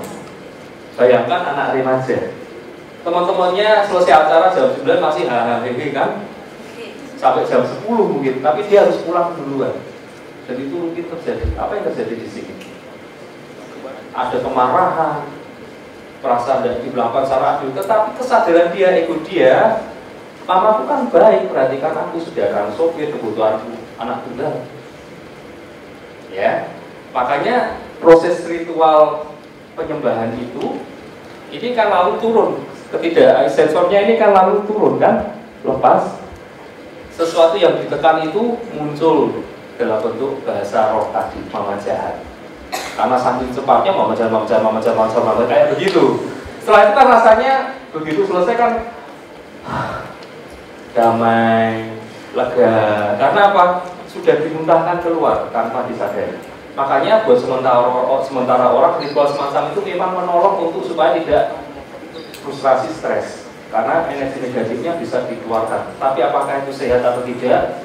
Kalian yang nanti harus berpikir dalam. Ya. Agama menyediakan tempat untuk semacam ini ternyata. Kalau di Islam ada, di ruqyah itu juga begitu. Ya. Dengan begitu lalu bisa keluar. Ya. Itu kalau berdasarkan teorinya Freud. Tapi di sini ada teori Jung tentang ketidaksadaran kolektif. Ini untuk menjelaskan kenapa orang yang kesurupan seolah-olah punya kemampuan supranatural. Jadi saya juga pernah menangani satu klien begini, ibu-ibu, usianya waktu sekitar 35 tahun, suaminya itu manajer satu perusahaan, punya rumah, kaya, tiap kali ngantar anaknya ke sekolah ada sopir, ada mobil. Tiba-tiba suaminya di PHK karena satu masalah. Habis keluarga ini, rumahnya dijual, ibu ini punya utang banyak. Kan biasanya kebutuhannya besar dan sulit untuk adaptasi ketika suaminya tidak dapat pekerjaan. Diburu debt collector, jadilah mengalami depresi berat, akhirnya sampai kesurupan. Jadi ketika saya dimintai tolong, yang minta tolong itu gurunya, guru anaknya, karena seminggu anak ini kok udah masuk. Ketika didatangi ke rumah kontrakannya, ternyata ibunya sakit dan tidak ada yang menolong. Tetangganya ada yang dokter mengatakan begini, wah ini yang menangani harus rohaniwan bukan saya, begitu. Saya lihat kadang-kadang dokter pandangannya juga masih begini. Ya, begitu saya tahu dia kesurupan karena depresi, saya minta tolong supaya dokternya itu untuk bantu kasih obatnya supaya dia bisa tidur, karena ibu ini juga sudah tidak bisa tidur lama. Jadi dia dari kamar keluar ke ruang tamu untuk memeriksa itu, ibunya masih muda 35 sudah begini, kalau jalan begini, kayak nenek-nenek. Kemudian suaranya juga mulai berubah kayak nenek-nenek. Tiap kali ada suara sepeda motor di luar itu, dia langsung takut. Ini mirip dengan anak yang tadi saya ceritakan ketika azan itu rumahnya di sini kamarnya, rumahnya itu panjang, kemudian pintu depan rumahnya itu ada jauh di sana. Begitu orang buka ini handle pintunya, klik begitu, kami tidak ada yang mendengar satupun, dia bisa mendengar. Itu ada yang masuk itu, masa ada yang masuk, dia bilang begitu. Memang ada orang yang masuk. Jadi kepekaan indranya menjadi sangat sensitif. Ya, saya paham karena ingat kortikolimiknya yang aktif, otak mamalianya, otak survivalnya, sehingga indranya menjadi sangat tajam. Kalau kita normalnya tidak begitu karena otak besar kita yang lebih aktif. Ini kan karena kesurupan di otaknya mengalami perubahan semacam itu. Nah, ibu ini ketika mulai proses sembuhnya, apa yang terjadi? Dia mulai bisa diajak ngomong kan, lalu mulai ada tetangga-tetangga yang atau kenalannya yang datang. Saya tidak tahu waktu itu. Ya, kemudian ketika saya datang saudaranya dia mengatakan begini, Pak, saya capek sekali. Kenapa ibu? Itu banyak yang mengunjungi saya. Lalu setiap kali orang itu datang, saya bisa melihat sebelum ini dia ngapain. Jadi semakin terkenal ibu ini punya kemampuan bisa melihat apa yang dilakukan orang meskipun dia tidak lihat sendiri. Ya. Nah, kalau saya melihatnya, mungkin kita menjelaskan ini dari teorinya Jung.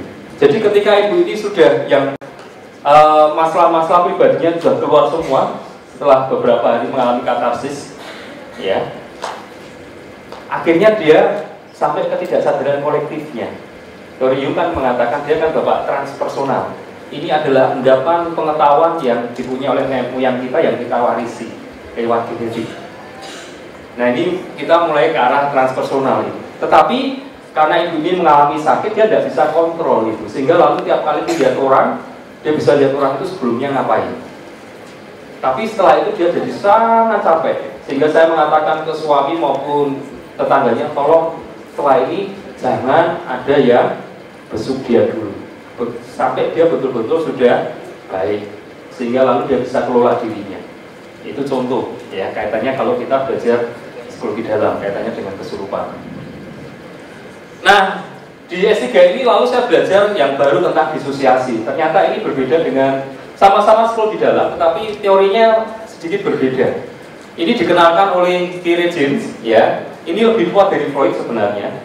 Dulu Freud banyak belajar teori dari si Jin ini, ya. Tetapi entah kenapa teori Freud yang terkenal.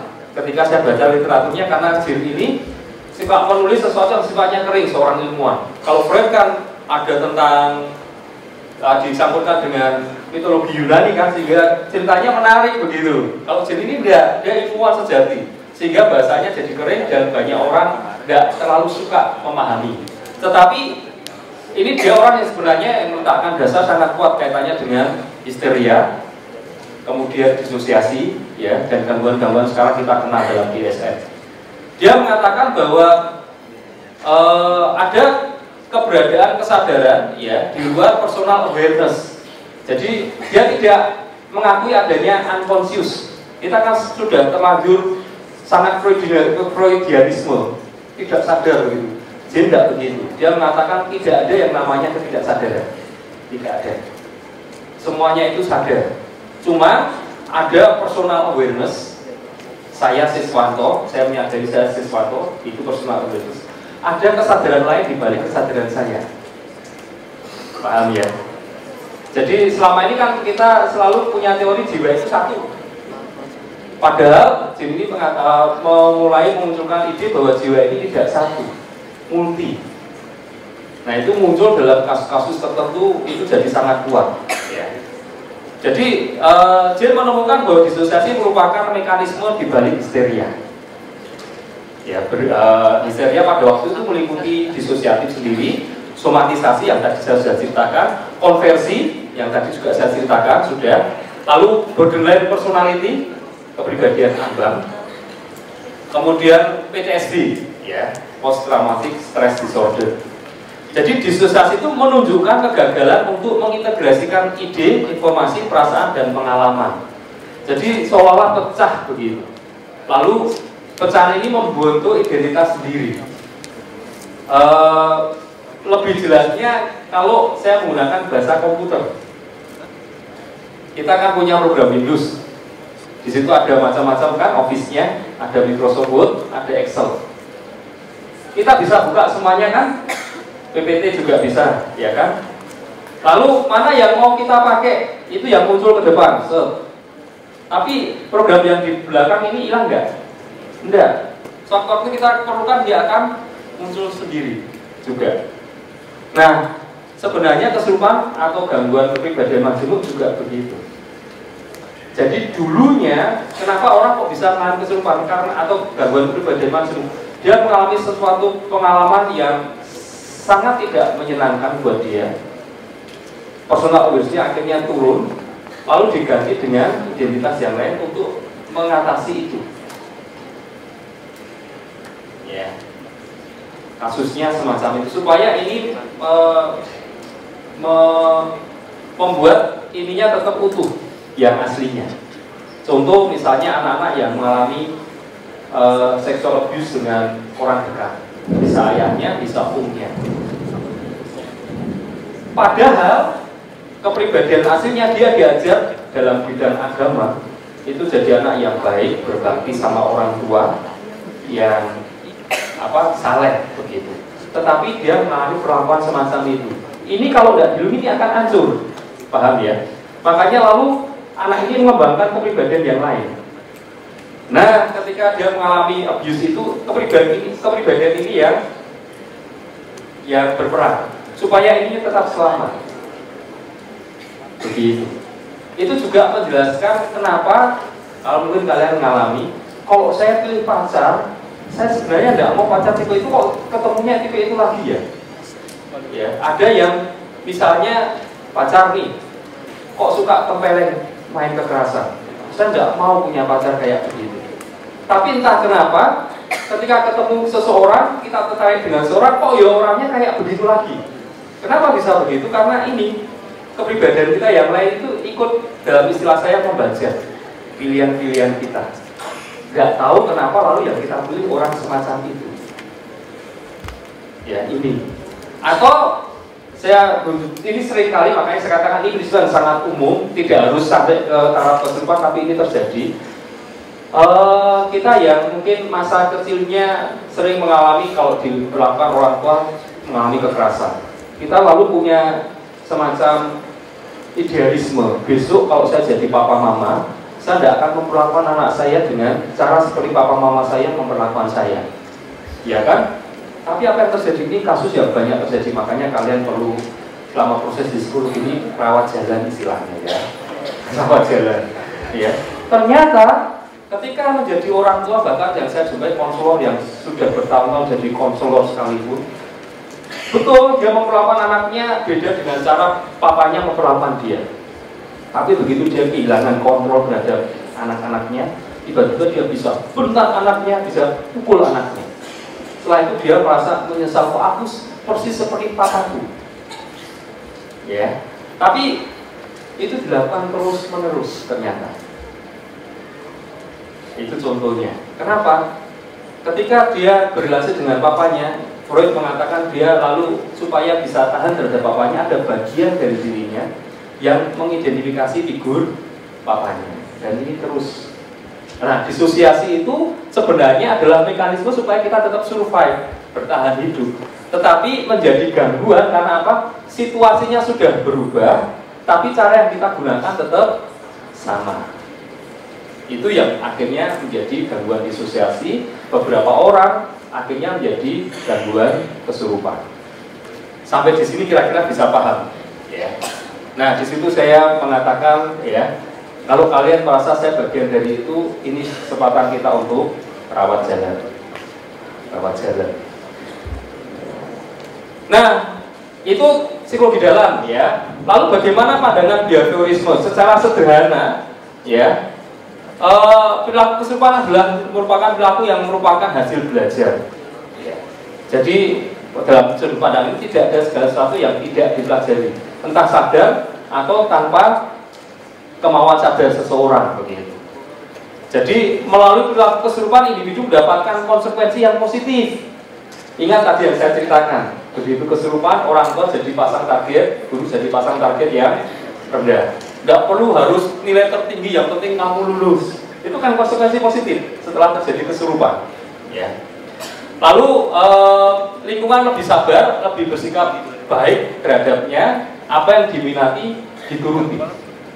Saya pernah punya mahasiswi yang setiap kali punya masalah sedikit pingsan.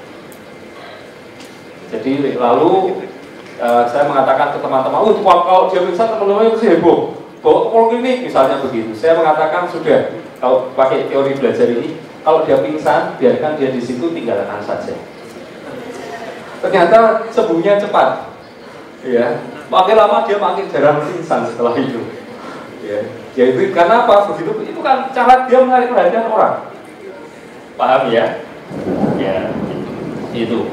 Lalu kemudian melalui belajar dari model. Nah, dalam hal ini budaya itu memberikan contoh. Mereka yang kesurupan biasanya pernah melihat model-model tentang kesurupan, ya itu. Lalu kemudian individu memiliki keyakinan yang sifatnya irasional. Nah, ini yang saya mulai teliti kaitannya dengan keyakinan di S3 ini. Dan ternyata betul, mereka yang kesurupan itu seringkali pada masa kecilnya selalu mendapatkan pemahaman yang salah dari para orang dewasa. Contoh, setiap menjelang maghrib kita diminta untuk masuk rumah. Lalu alasannya apa? Banyak setan lewat. Dan itu semua orang dewasa mengatakan itu ketika kita masih kecil. Paham ya? Jadi percaya kan? Makanya setiap kali menjelang maghrib mau keluar rumah takut dan minta ditemani. Nah itu potensi kesurupan ternyata. Ya. Jadi yang saya tangkap mereka yang kesurupan itu ternyata bukan berarti secara agama tidak saleh, justru saleh banget.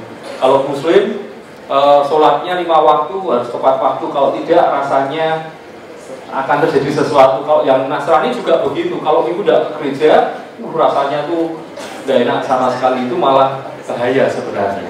Ya. Ini punya keyakinan yang sifatnya irasional. Kalau humanistik, kesurupan itu terjadi karena individu terhambat ya, untuk bisa munculkan dan mengaktualisasikan potensinya,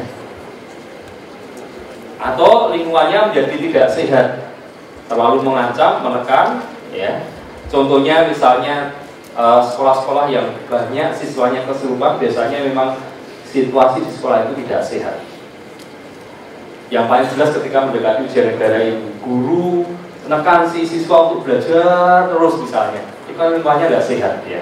Kemudian bisa juga karena kasus-kasus abuse yang terus menerus, atau anak-anak yang mengalami tinggal di rumah sakit dalam waktu yang lama, itu juga punya potensi kesurupan. Misalnya karena mereka mengalami sakit kanker darah, itu kan biasanya proses prosedur medisnya panjang ya. Itu ketika besar potensi kesurupannya jadi tinggi.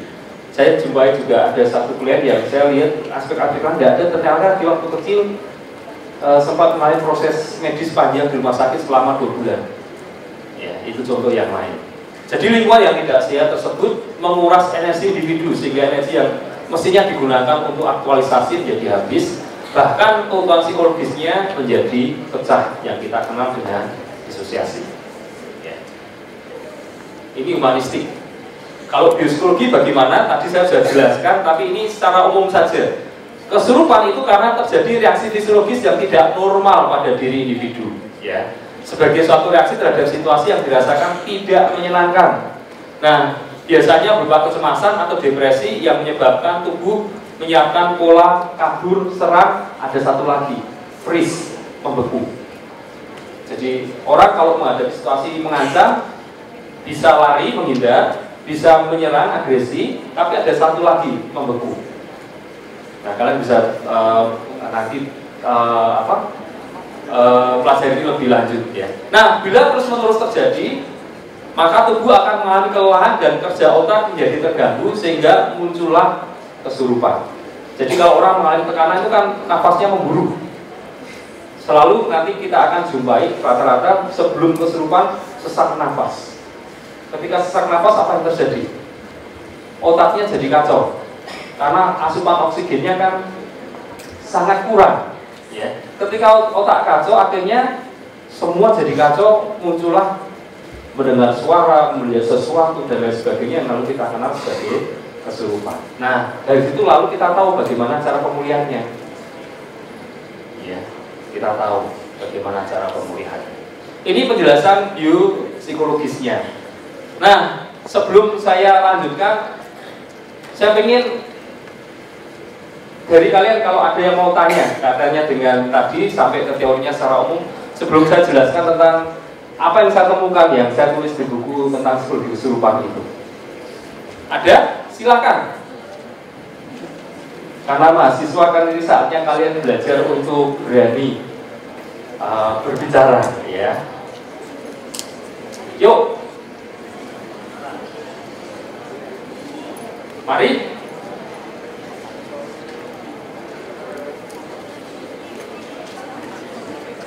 Ya, tepuk tangan dulu untuk teman kita yang mau bicara. Ya. Sebutkan nama lalu angkatannya supaya saya tahu ya. Nama saya Adi dari angkatan 2016. Oh, Waktu saya yang dulu kan ada yang kayak yang namanya kayak jalan gitu Pak. Itu kan nanti kan dia kayak kesurupan juga, terusnya kayak terus dari roh-rohnya lah, apalah pokoknya yang saya dengar itu sebenarnya masuk kesurupan juga. Terus kalau saya tuh kenapa kesurupan apa? Ya, jadi permainan jelempong lalu orang yang memainkannya mengalami kesurupan. Itu mungkin masuk jenis yang pertama tadi, yang secara budaya diizinkan. Setelah permainan itu kan dia normal lagi kan? Ya. Jadi karena memang ada sistem keyakinan dalam budaya. Nah, orang-orang semacam ini biasanya memang sugestible.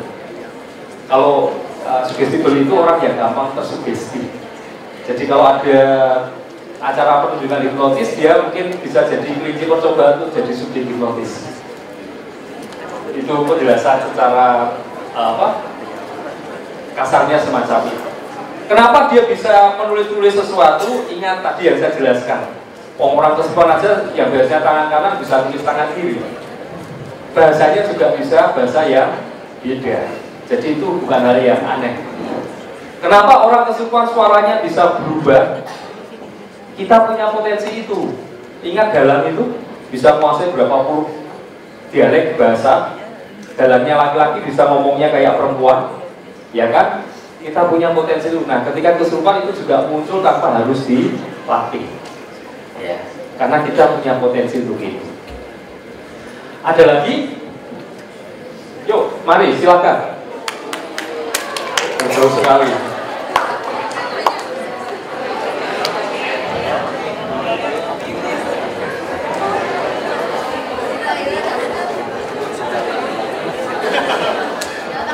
Ya itu mic-nya ada dibawakan. Ya. Selamat pagi Pak, saya ini dari angkatan 2015. Saya mau cerita dikit Pak. Jadi saya pernah mendengar cerita dari orang tua saya. Jadi teman orang tua saya itu 3 bersaudara. Yang anak pertama itu udah sukses. Nah, tapi kedua saudaranya itu nggak senang dengan anak yang pertama ini, dan akhirnya itu dia kayak pakai guna-guna sehingga kakak yang pertamanya ini dibikin lumpuh, cuman hanya ingat itu untuk makan dan hanya bisa berjalan-jalan naik sepeda. Nah, hartanya itu dikuasai oleh saudara-saudaranya. Nah, itu apakah bisa dikaitkan dengan psikologi kesurupan atau tidak? Kemudian itu bisa disembuhkan tidak? Kalau bisa menggunakan metode apa? Dan satu lagi Pak, kan banyak kalau awam itu meyakini bahwa kalau misalnya kalau kita bengong itu kita bakalan kesurupan. Nah, sebenarnya itu fakta atau hanya wacana biasa saja? Terima kasih. Terima kasih. Itu pertanyaan yang bagus sekali. Benar-benar ini ya. Ya, bagus ya.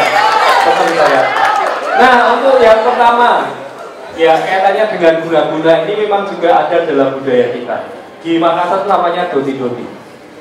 Ya, orang yang kesurupan karena guna-guna, tidak disukai oleh orang lain. Ya, namanya doti-doti. Yang Makassar ada di sini.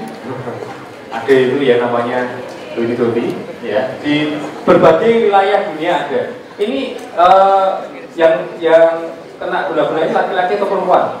Laki-laki Pak. Nah, persis, saya juga laki-laki karena apa?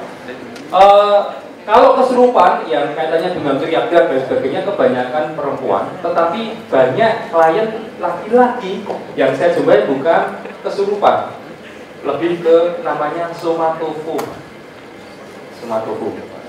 Gangguan somatisasi itu tadi loh. Ya, saya punya kenalan laki-laki sangat pintar. Kalau dia pagi biasa begini, tapi begitu dia mulai stres dia akan begini. Sekian liputan kali ini, saya Aurelia Inge melaporkan dari Ukrida TV.